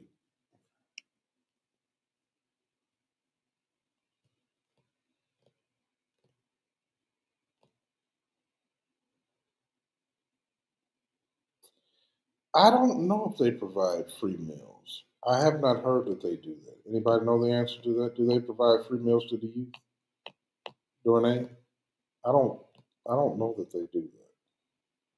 They should, but I don't know if they do.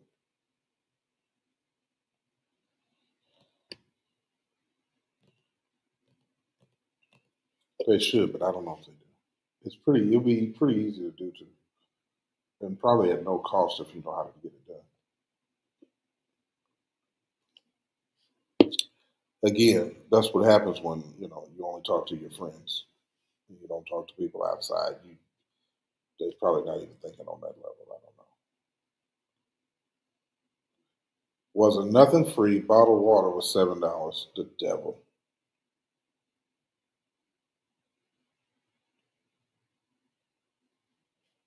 That's why don't nobody show up. That's why nobody shows up. You can't nickel and dime people to death, man. They was all at the Waffle House. Marquis say everybody was at the Waffle House.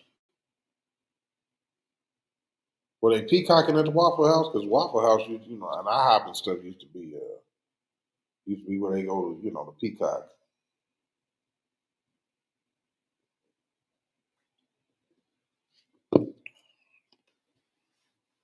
I'm hoping that this was yeah, $7 for a bottle of water. God, for a bottle of water? Jeez. Was it at least Fiji water? Now don't tell me it was COGIC water because that's a whole nother problem. I thank God for all of you who went to Phoenix. If you went, God bless you. You really love the church or you needed the vacation. Because Phoenix is, I was scheduled to be there, but I had to change my schedule. A near hell experience. Did someone get saved and delivered? I hope they did. I have not heard. I haven't heard the numbers on that yet, but I certainly hope so. I think I remember when I was young, going. We got saved every night. 851 is still 107 degrees. Wow, Jesus. I remember those days of being in high school in Las Vegas. And yeah, it'd be 107 degrees at 10, 11 o'clock at night. The cool of the day was like 3:30 in the morning. It was like 80 degrees, 85 degrees. I do not miss that at all. Don't miss it at all. Listen, y'all, Oh, I'm 15 minutes over time. Look, y'all, thank y'all for coming in and hanging out with me tonight. Gail will be back with us on Friday. On Friday night, we'll be back. I'm going to. My summer is just about over, so I'll be able to be consistent. If you want to, you can go and check out. Do memberships, do whatever. It gives you a lot of stuff. Go check it out. I'll probably talk more about it on Friday. Is AIM doing a 50-30 UNAC and AIM and where? I don't know. I hope they do something like that. I really do. I hope they would do something like that. I wish they would. I wish they would do um, a UNAC AIM 6, but I just don't. Not with the current. I don't want to hear that. But I hope that we eventually do something like that. Yeah, I hope that we eventually do something like that. Thank y'all for coming in, hanging out with your boy. I appreciate y'all. Hit me up. You know how to reach me. Um, I hope it's in Dallas too. I feel like the chairman want to take something to Dallas, and I think it would succeed in Dallas.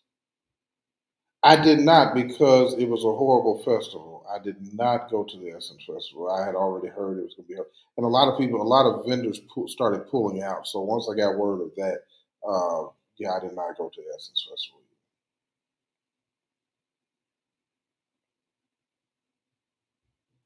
Oh, you talking about the chick on camera? I don't know. I know exactly who you're talking about. I know exactly who you're talking about. Shoot me an email, y'all, and say what's up. Just let me know that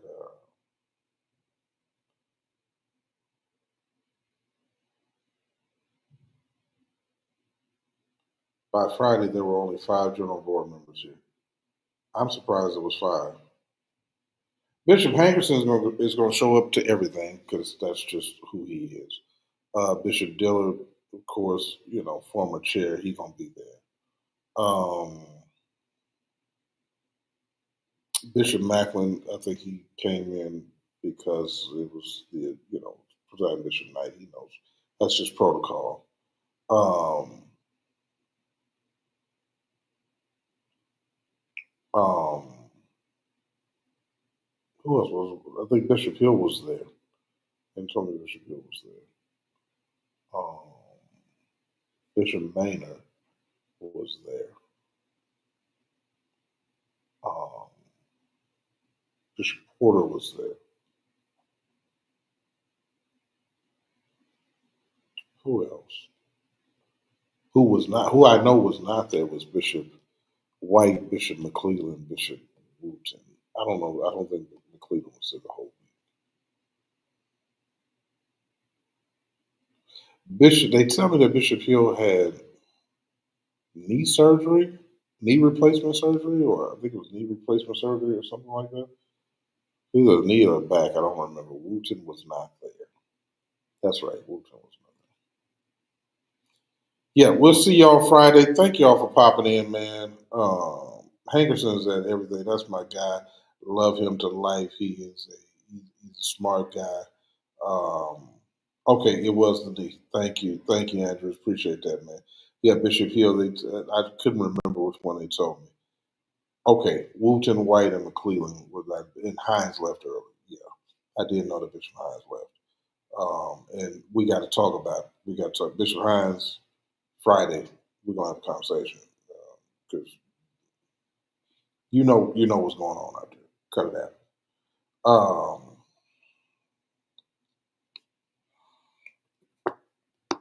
Y'all gonna have to follow the Constitution. That's all I'm gonna say. We'll talk about it on Friday.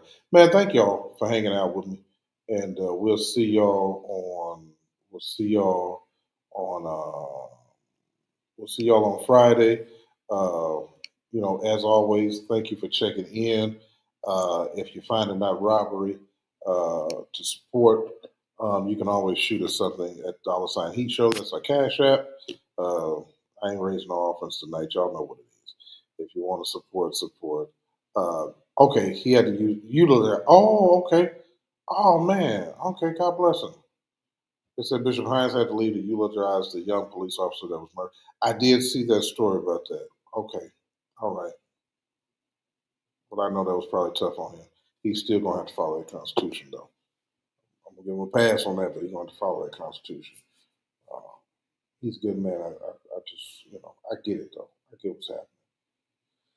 Friday, we're going to talk about it. All right. Y'all be blessed. Thank y'all so much, man. Would y'all pray for me as I pray for y'all? God, thank you for this time and thank you for this opportunity to speak to this. Your people to have a family reunion, a family gathering, family meeting, just to have a conversation about what's happening with the family. Now, God, I pray for every family that's represented here, every household that's represented that's taking the time out to even watch. God, we thank you. I'm not charging you for this. We thank you, God, even for all of these who have tuned in and those who will tune in even later will watch the replays. God, we thank you just for blessing us to be able to have something to say and to be in our right minds to be able to say it now. God, bless every house, bless every child, bless every wife, bless every family, bless every household. Multiply it in Jesus' name. Bless it, prosper it, and do all things that you do which are well. God, we thank you for everything. We trust you for everything. We doubt you for absolutely nothing, and we know it is so. Cannot be otherwise. In Jesus' name we pray. Amen. Thank y'all for hanging out with your boy, and I'll see y'all on Friday.